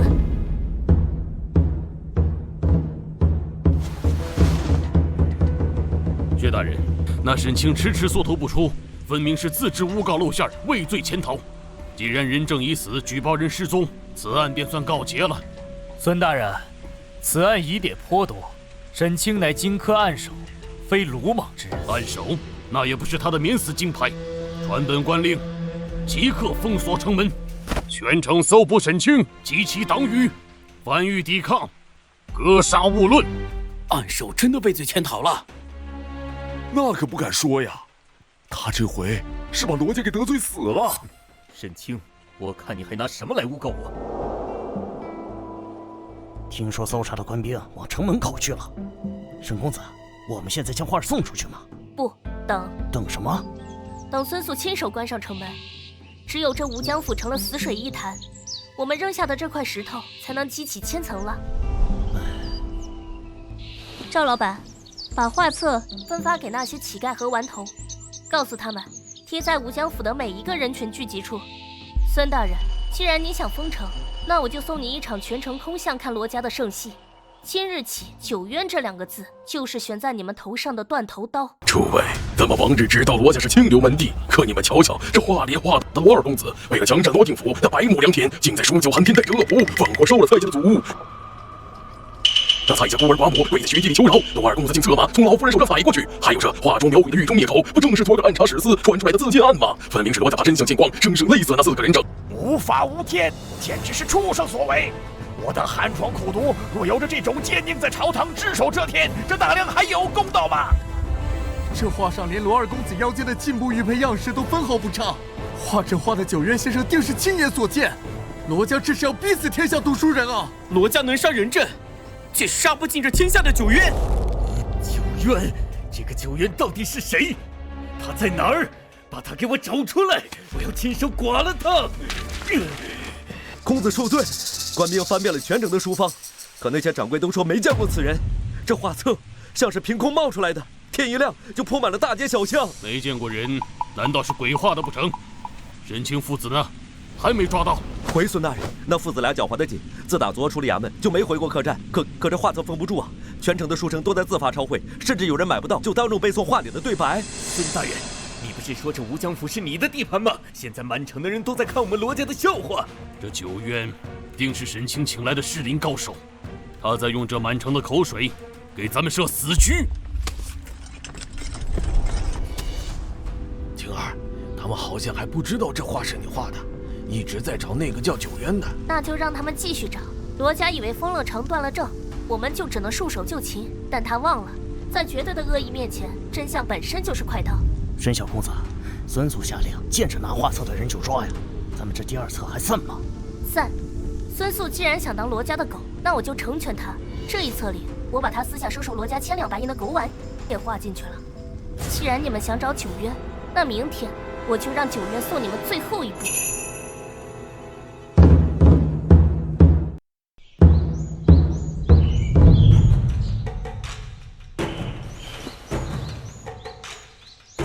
请薛大人重审罗府案，还罗定世子清白。民心及天心，众议不可违。沈清何在？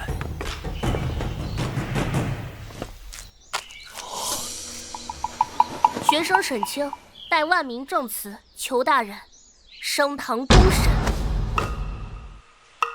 薛大人，此次伙同那妖人9冤，编造荒诞图色，祸乱民心，羞辱朝廷重臣，这是大逆不道。按律应立刻将这妖书焚毁，将此子捉拿归案。孙大人，您是怕这妖书里画的白银千两暗示授受，变成了您头上的断头铡吗？你血口喷人！大人，孙大人说人证已死，真相不可考。但他忘了，那4名差役虽为虎作伥，却也怕被杀人灭口。这是他们临行前亲手写下的托家书，书上画的是他们不敢说的冤，这信里写的是他们被逼杀的人。孙大人，您还要说这是妖言吗？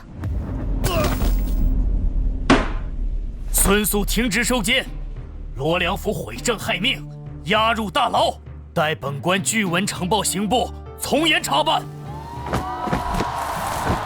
沈小公子，钱掌柜那边来信，说牢外被罗家买通，蔡小公子和张夫人已经断粮2天。2天2夜，雅言本就有伤，只是要让他们活活耗死在里面。冷静，沈清，愤怒救不了命，罗家要名声，我就拿命去跟他换名。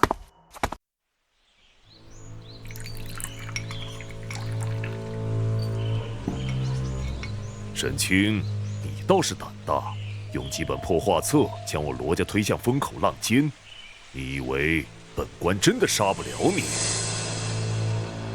罗大人，您当然能杀我，但九渊的名号已在士林封神，只要我今日走不出这茶肆，明日罗家恶犬的终结篇就会传遍大梁，全天下都会看到这只贪婪巨兽，长着一张和大人您一模一样的脸。你在威胁本官？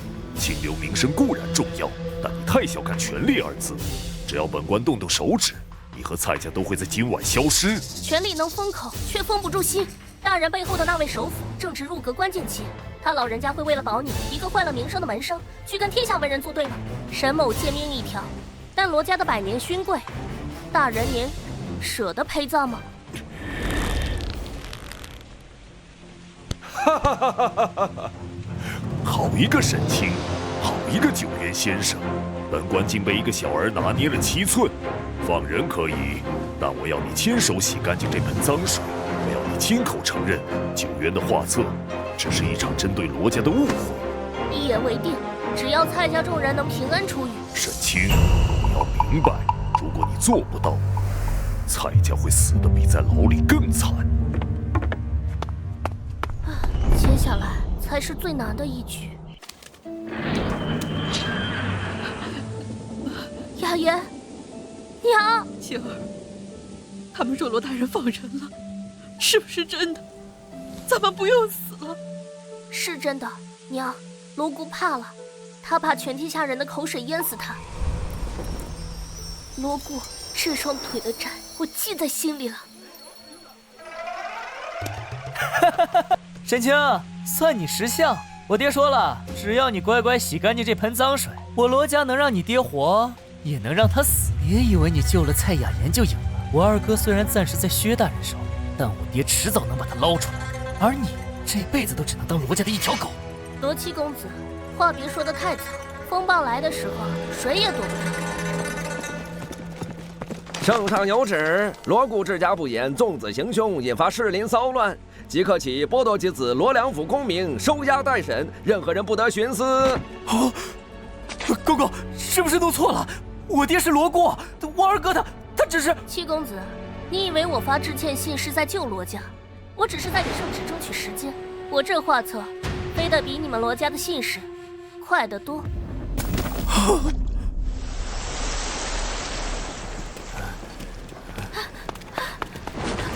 爹，孩儿接您回家。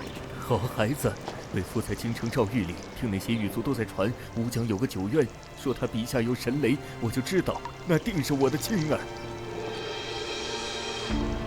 青儿，罗姑虽然被圣人训诫，但他背后的势力绝不会罢休。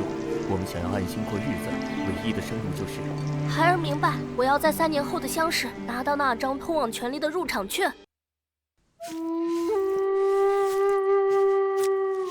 罗姑打压了我3年，封杀我的画，断我的路，甚至想把我养成一个只会死读书的废物。但他忘了，这藏书阁里的3000卷策论早已把我磨成了杀人的利刃。沈清，主管官名册刚定，翰林院、国子监足足几百人，各方回避名单厚得像山，咱们根本没法全部经过。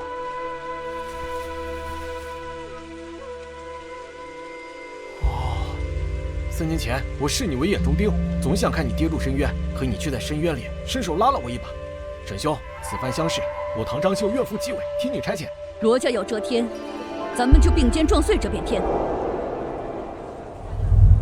青儿，罗姑蛰伏了3年，就是在等这一刻。若你不中，没了名声，他绝不会让你活着回去。爹，我不只要中，还要在那张榜单的最顶端刻下我的名字。主考官翰林学士周旭大人到。竟然，真的是周旭。这便是在吴江掀起风浪的沈清，小小年纪竟有如此才气，实为罕见。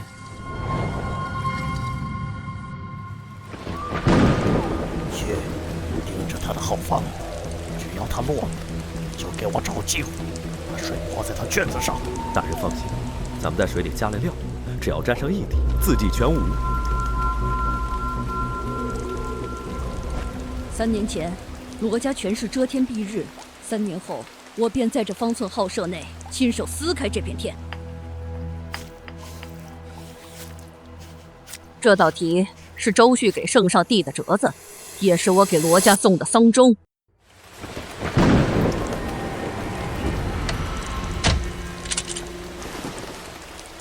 老套了用2次，是对我的侮辱。全场考生狼狈不堪时，这小子竟在方寸筹部下血本无非，而后可看大用了。这小子竟早有准备，绝不能让他如愿交卷。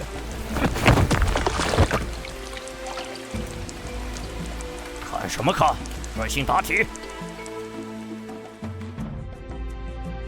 写完了，在这漫天恶意与风雨中，他竟然睡得着。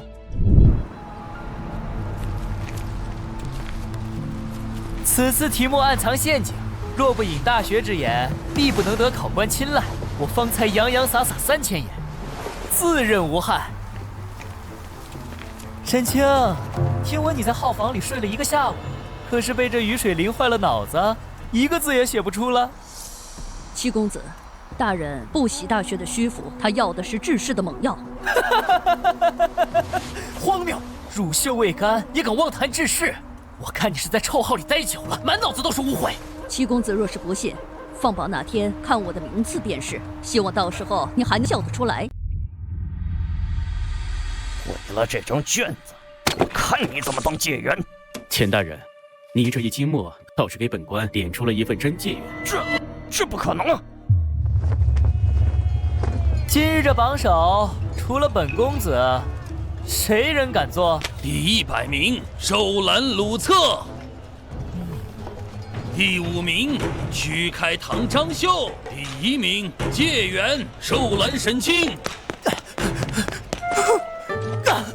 没中，我竟然没中，连末名都没有，这不可能！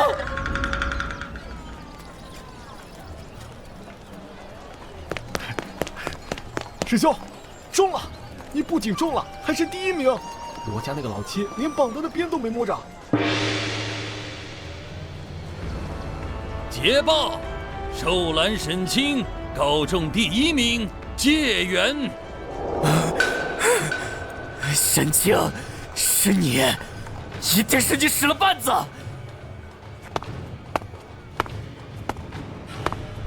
罗良才，3年前你罗家仗势欺人，3年后，你连跟我做对手的资格都没有。罗姑，这就是你罗家举全族之力培养出来的儿子，废物！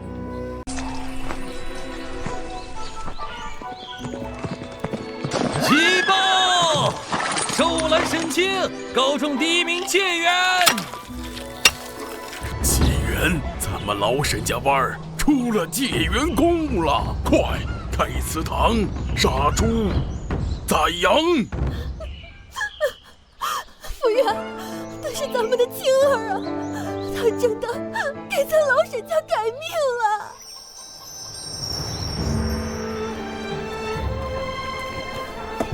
沈清，你那篇严政策，本官已快马沉地狱前。今日鹿鸣夜，本官且问你今年贵庚？学生沈清，虚岁13。13岁的解元，咱们读了20多年的书，竟比不过一个孩子。沈兄大才，我等心服口服。沈清，你既然行了学生礼，本官便是你的作师。京城局势波诡云谲，罗固背后的势力绝不会善罢甘休。学生明白，之后进京，不仅是为了会试，更是为了给大梁的官场换一换风气。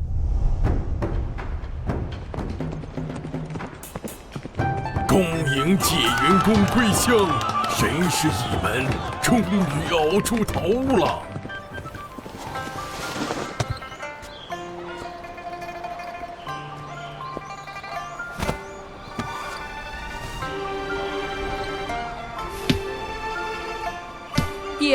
娘，晴儿没给沈家丢脸。我的儿，你受苦了，受苦了。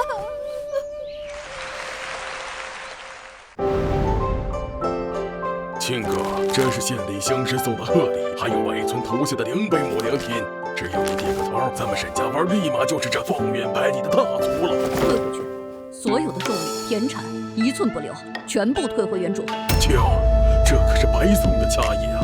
天下没有白吃的午餐，罗锅正愁抓不到我的痛脚。若我今日贪了这些田产，明日御史的折子上就是我仗势圈地的罪状，名声毁了，我这谢元公就是一个一戳就破的纸老虎。沈家湾有心，并不靠吞并他人田产，要靠咱们自己的要干。传我的话，族内佃我的田免去赋税，但应给我的收成全部留作沈氏族学的经费。我要沈家湾子弟人人有书读。大人，沈清把所有乡绅送的礼都退了，连投县的田都没要，说是要开族学。这孩子警觉性竟比老七那个逆子强出100倍，小小年纪懂得弃小利而谋名望。既然他想夯实地基，那本官就先拆了他的靠山，去运作一下，把罗定知府楚良调回京城，新任知府选咱们的人。今日起，沈氏族学正式开课，凡我族中子弟皆可入学。读书能当饭吃，我家那娃还得下地干活呢。那便从族谱出名，你家后代永世不得入族学，不得受宗族庇佑。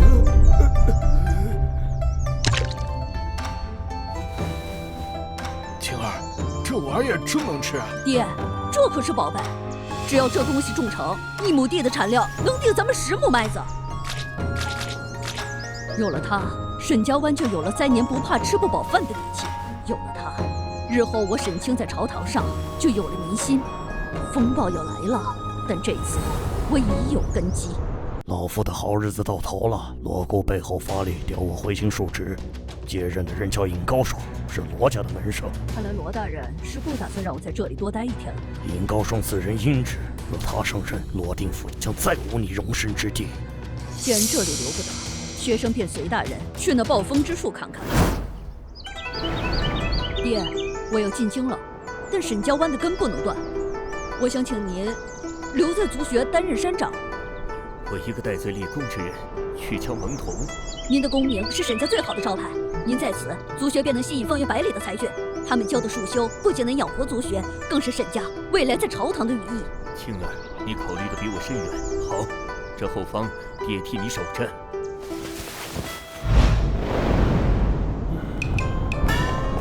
外头赌坊开了盘口，江南才子王羲之是1赔1的热门，而阿青你赔率是1赔12，大家都在传吴江的谢元在京城连榜单都摸不成。这些京城人故意坑人铁，阿强你可千万别往心里去。既然他们想收钱，我不收的显得生分。雅言，拿去500两全压我自己。沈清，这银子若是赔了，咱们在京城可就得睡大街。夫子放心，若连这些赌徒的眼光都占不上，学生又凭什么去占得姓王之巅？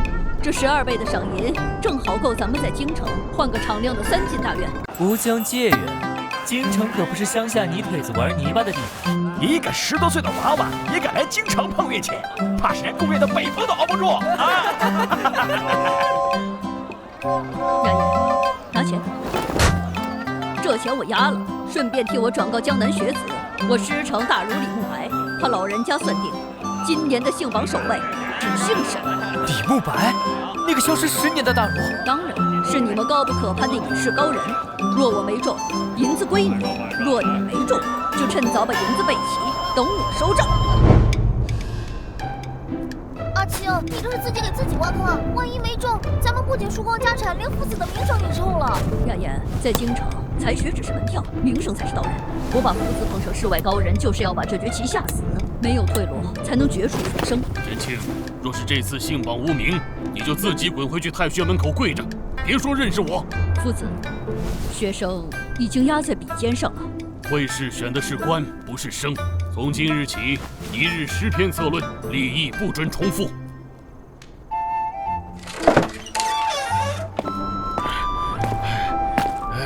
晴儿，快看，这是爹找老猎户淘换的15匹，原样没动，连虎头都在。爹打听过了，会是只准穿单衣，可这皮子算是褥子，有它垫着，咱也能暖暖和和的写文章。这百兽之王的杀气，定能助我在这场会试中一战成名。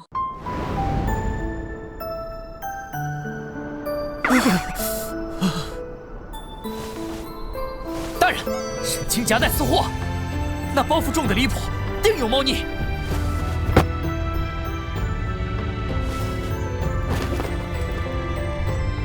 虎皮，此物违规。大梁利率，考场严禁夹带纸墨，但冬月复考准带褥子。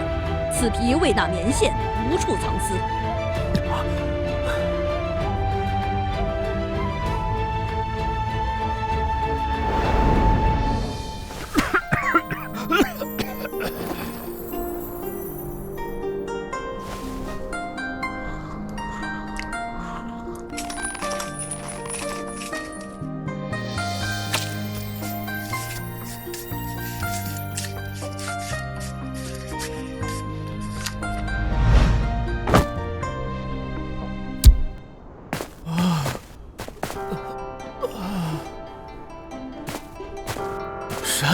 沈清，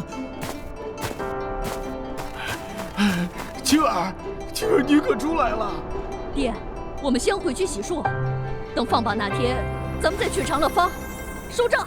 大人，罗固从吴江发来密信，求您除掉沈清。沈清，老夫记得罗固曾在信中多次提过，是个让他头疼不已的小家伙。正是，罗大人先前在罗廷府布局数次，竟都被这小子借力打力给化解了。罗大人说，此次心智性妖，绝不可留。罗固那个废物，连个14岁的孩子都按不住。14岁，若让他进了翰林，10年之后还有老夫站的位置吗？奇才，此文有鼓励，转折如游龙，竟已到挑不出错的地步。春秋坊沉寂多年，终出一位金魁。此子文章质朴清雅，必当见之。大人，此卷藏巧于质朴，不远失于短服，魁首之位实至名归。此卷利益极高，定为本科会员，众官坚守，准备开举无名，一睹真容。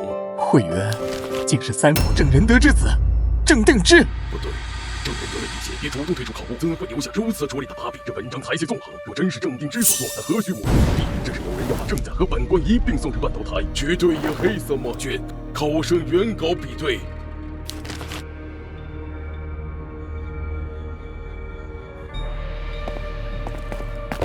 不一，有人在卷录环节生生调包，此局若成，我等皆要掉脑袋。今日不放榜，所有人散去。怎么动兵了？封锁现场，动用的是刑部主兵，而非礼部差役，必是涉及国本的大案。第二，我的文章我有数，绝对是前3。现在放榜被劫杀，名次肯定出了事。第三，官家要抓大禹，但大禹为了脱身，一定会先杀了我这个真会员灭口。走，现在就走，再晚就成祭品了。有人自尽了！来了，比预想的还要快。既然局已布下，他们绝不会留活口。晴儿，别出声。晴儿，躲在我身后，捂住口鼻。敢动我儿，找死！呀！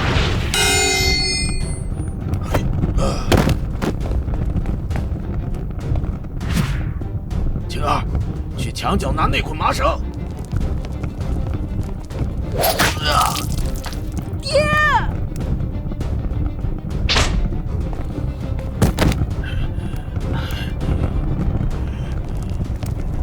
军爷就在这儿，杀人放火，一个都没放过。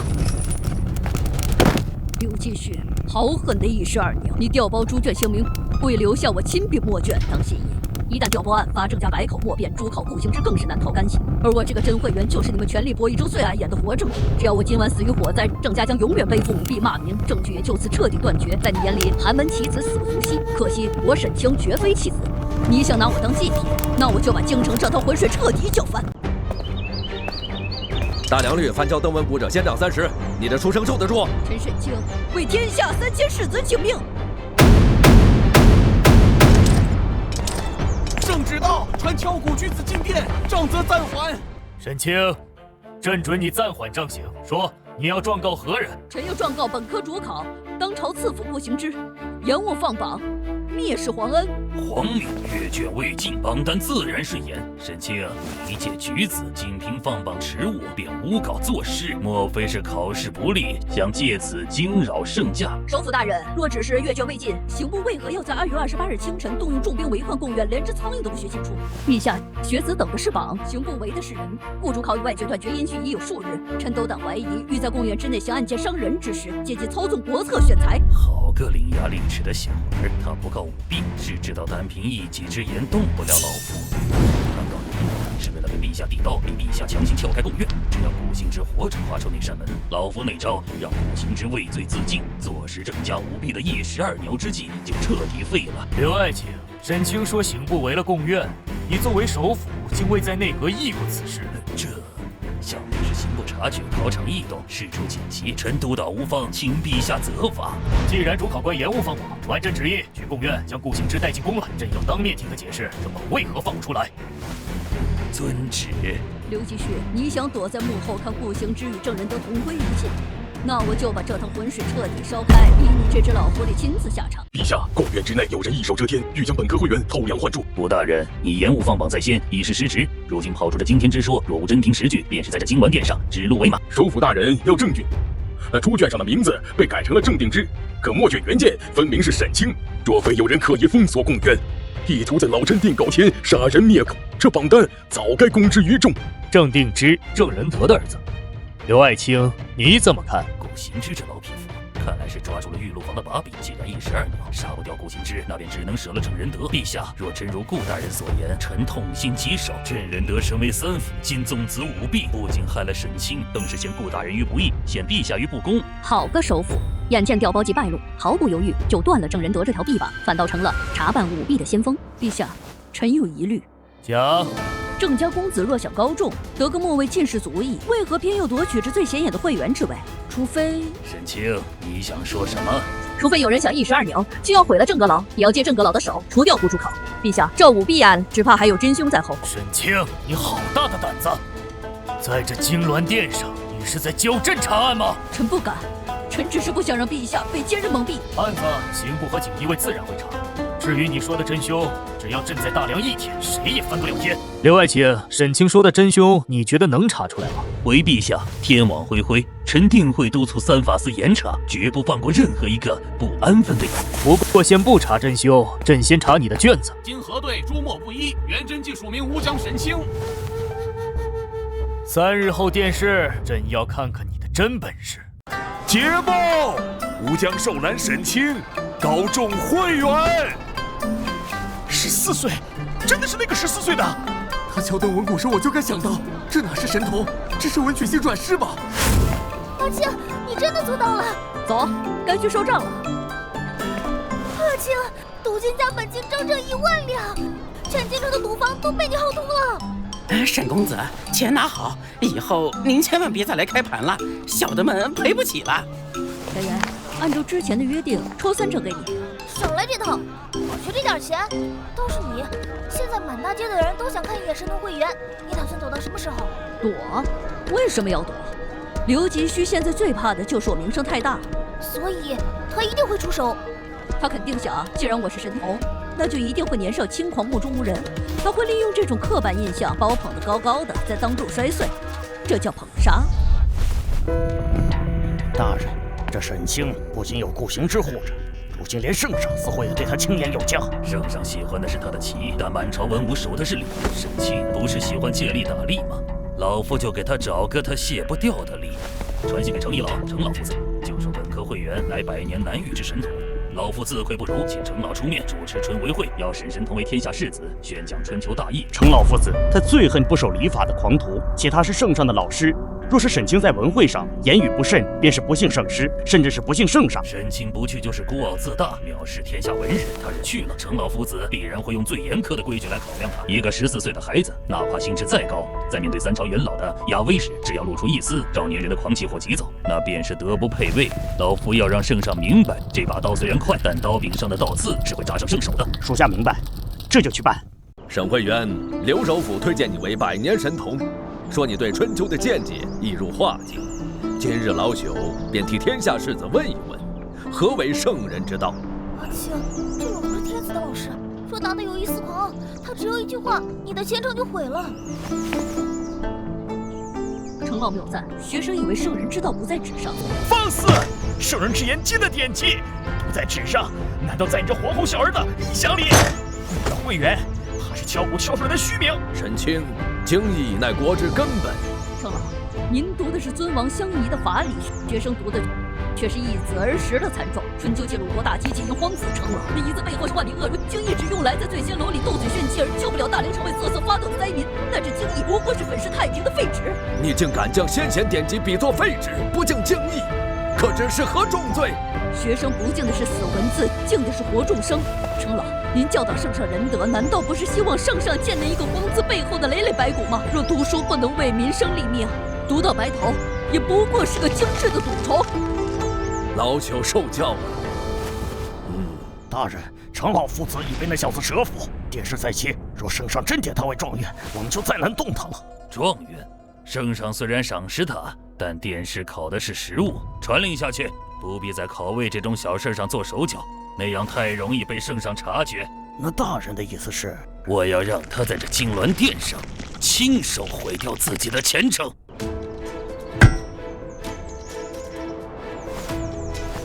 虽免了登文蛊后的重刑，但昨日在醉仙楼与程老夫子论战，心理损耗极大，加上鼓声余烬，装病至今仍在发颤。昨日折服帝师，今日殿试有利于守卫，此子难道真要逆天不成？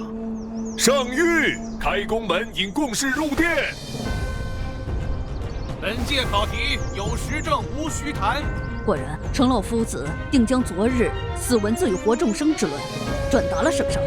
这题是圣上的试探，也是刘吉虚的杀机。沈清啊，文会上论经义可以讨巧，但这治国策论若只有书生意气，可是会丢命的。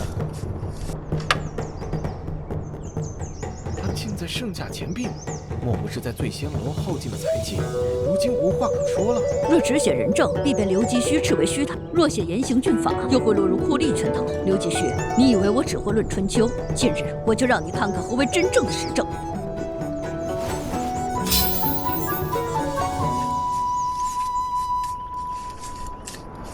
果然是这小儿，言辞如刀，字字针对官场机弊，确实是少年英才。可惜生不逢时啊！若点此人为状元，这朝堂还有老夫的立足之地。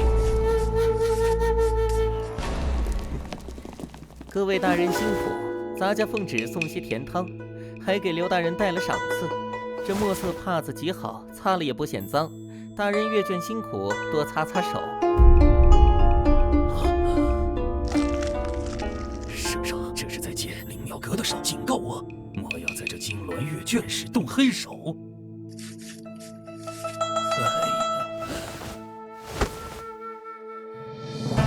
第一甲第一名沈清，谢陛下恩典。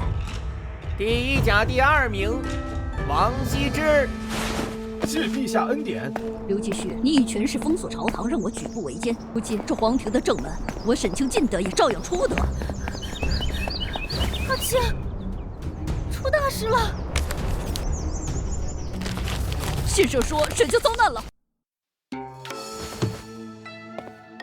三元公，听说你在卷子里批我光禄寺的饭菜难吃，今日圣上赐宴，你若不现场赋诗一首夸过这桌菜，怕是走不出这礼部大门。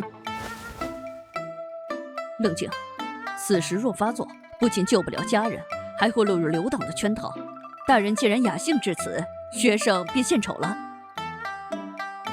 温容宴起百真容，漫天香雪坠玉丛。九转丹成金甲药，烈云香破九霄宫。好一个九转丹成金甲药！三元公竟将这烤乳猪比作仙丹。来人，将这烤乳猪置2份，1份送状元府，算本官的贺礼。以此时暂避锋芒，让刘党以为我只是个懂趋炎附势的人。只要能入翰林，刘党我必亲手屠之。三元公，刘部，京城居大不易，圣上念你清苦，特在小葛胡同赐下这处2进宅院。臣叩谢圣恩。圣上赐宅，既是监视我的忠诚，又是给我的尚方宝剑。只要我还有用，他就会护我周全。阿青，信你看清了，西人知府王延正勾结罗家，以沈家族人沈赖子贩卖私盐为引，诬告全族连坐。刘吉须想用私盐毁我全族，既然他要玩命，我就奉陪到底。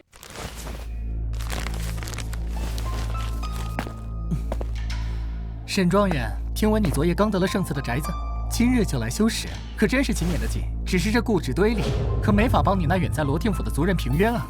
故纸堆里虽无故人，却有前车之鉴。我想看看大梁开朝以来，因私盐而连坐的家族究竟有多少。哼！罗固想用私盐案断我根，我便要在大梁的盐法里找到能勒死刘党的绳索。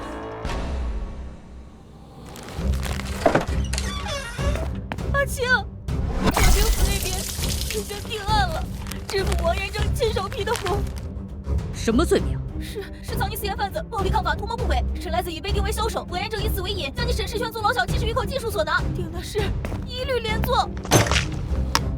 藏匿私盐，暴力抗法，不仅是沈赖子，他们是要将整个沈家村的人命都当成向刘吉须投诚的同名状。大梁律，私盐连坐需证据确凿，他王延正要借律法之名杀人，我也要在这律法之上让他刘党走投无路。启奏陛下，罗定府私盐案证据确凿，沈家不仅贩盐，更藏匿盐硝，大赏官差。沈清身为状元，族中出此恶匪，乃是大梁文人之耻。臣请旨，一律连坐，夺其名次，将其全族明正典刑。臣等附议，请陛下明正典刑。臣沈清有本奏，奏罗定知府王延正伙同罗家强征民财。罗府定官盐价格高出市场3倍，百姓买不起盐，只能买点私盐续命，百姓活不下去，这就是王延正口中的匪吗？一派胡言！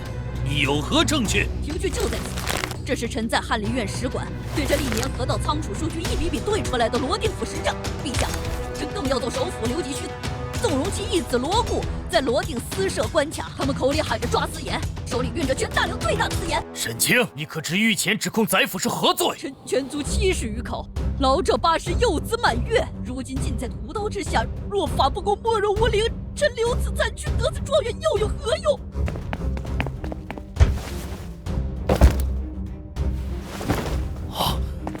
把那本账册呈上来，立刻！好一个明正典刑！刘吉须，你自己看。传朕旨意，封锁罗定府驿站，此案由朕御笔亲批。沈清若死，朕要让罗定府上下官吏统统陪葬。陛下，沈清保庇族人在前，御前咆哮在后，此行数不正，其账册定是伪造，断不可信。刘爱卿，你是怕朕信他的话，还是怕朕看着账册里记着的西北私仓？这账册上记着去年罗定府报损盐苛30万担，可你义子罗固在西陵的私仓偏偏就进了30万担。刘吉须，你是觉得朕真的老眼昏花了吗？父子，阿青这一咒，若是醒不过来，那沈家村的人怎么办？若醒不过来，他就是大梁建朝以来名声最响的状元，能保沈家一世平安。他若醒过来，他就是这大梁天下唯一的孤臣，要拉整个刘党陪葬。沈清，你这一撞，把朕的内阁撞碎了。陛下，要的不正是撞碎了的内阁吗？你是个疯子！朕打算把这把锋刀插进大梁最脏的地方——盐政。沈大人，圣上说了，明日起，你便是御史台特派盐政巡查使，第一个要查的就是罗家在西陵的私仓。阿青，你伤得这么重，圣上只给派了2名禁卫，这哪里是去查案，分明是去送死。2名禁卫足够了，若是带了大军，王延正和罗固只会把账本烧得干干净净。唯有我这副将死之躯，才能让他们放松警惕。罗固，你借律法害我族人，我便借着巡查使的身份，让你的西北私仓变成你的葬身之地。主子，探子报，沈清只带了3个人，我们要不要在半路？他现在是御制亲批的巡查使，死在半路，圣上会怀疑。让他进仓，我有的是办法让他因伤重不治暴毙于此。到那时，账本和人一起消失。哟，这不是3元及第的沈大人吗？这身子还没好利索，就急着来我这小地方收课税，哼！圣旨在此，罗大人，你是要抗旨，还是要在这100名私兵面前请本官进去坐坐？沈清，这屋里只有死人能保守秘密，你想看账，可以把命留下，我让你看个够。罗姑，你以为我来这里是为了找证据？你什么意思啊？证据我早已呈给圣上，我今天来是来封仓的。门外2名禁卫身上带着响箭，只要我在这里出事，不到半个时辰，锦衣卫的铁蹄就会踏平你的私藏。你要赌吗？主子，不好了！罗定府赵知府被所拿进京了，锦衣卫已经到了西林府界。罗大人，这一局我赌赢了。沈清，你算准了时间引锦衣卫过来，可你忘了这里是我的地盘，锦衣卫到这儿还有半个时辰，足够我把你烧成灰，再把账本毁得一干二净。如果这仓里的30万担盐是你刘家和罗岛最后的棺材本，烧了它，你拿什么去填国库的窟窿？填不了窟窿，自然有首府去斡旋。可有了这些账本，我罗家就全完了。放火，给我烧，连沈清一起统统烧死！大爷，把那些进了醋的尸布蒙在脸上。我们要的不是逃命，是拿回这叠残账。只要这些账本在，他罗家就活不了。账在罗定严苛。沈大人，你这条命硬得让地府都不敢收。来人，带走。主子快走，锦衣卫快到了！火这么大，沈清伤成那样，绝无生还可能，再不走就来不及了。沈清，这便是你死谏的下场，挫骨扬灰，连碑都不会给你留下。撤！首府大人有令，罗大人你办事不力，累及板门，警卫首府分忧，莫要让沈清抓到活口。首府要我自裁？林妙阁，传旨，沈清回京之后不必回翰林院了。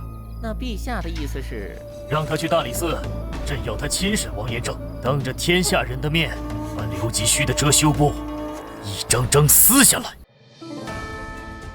沈大人，你我同为朝廷命官，你凭几本烧坏的账簿就想给本官定罪？这案子若翻了，你那3元及第的名头，怕是要变成欺君罔上的断头台。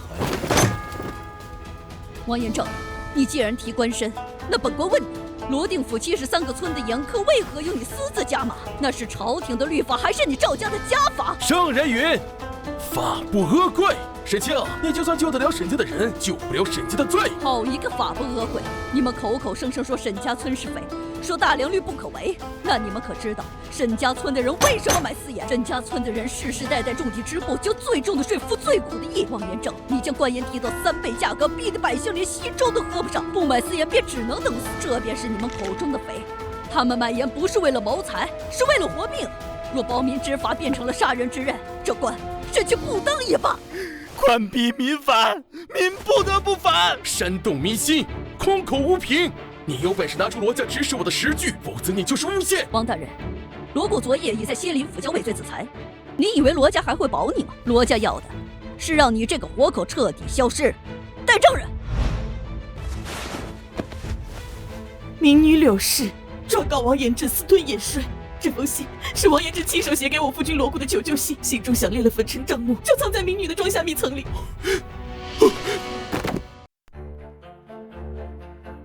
陛下，沈大人提到的严苛旧账，臣早已派人查办。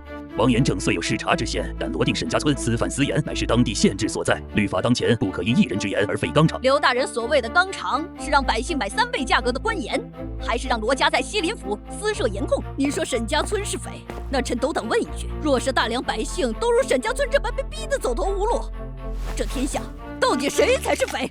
沈大人，你这是在御前咆哮，煽动民变。陛下，臣不惧死，臣只惧这大梁江山被这师生轻易遮了眼。这西林府火场中抢出的残账，上面每一笔银子都染着罗定百姓的血。刘爱卿，你教了朕20年，这账册上的字你认得吗？老臣年迈昏聩，余下不言，请陛下准臣辞官归乡，以谢天下。大人，如今清流士气您这一退，我们该如何自处？那沈清撞柱的那一刻，我就知道这位置坐不住了。皇上要扶持清流来压老夫，老夫便给他这个空位。可这大梁官场一贯的门生故吏，他清流压得住吗？等沈清那把刀磨钝了，圣上自然会想起老夫。刘吉须离京了，临走前，他跟圣上举荐你去西林府接手罗姑留下的烂摊子。而这是在给他的门生故吏立板子。我只要出京，这一路上想要我命的人，比想谢我的人多。不止如此，刘吉须还留下一张纸条说：“沈清，你会求我的。”他是在赌我会被官场这口大染缸溺死。刘继续，你退一步是为了求稳，我进一步是为了求生。这大梁的严正便是深渊，咱们看看到底是谁先掉下去。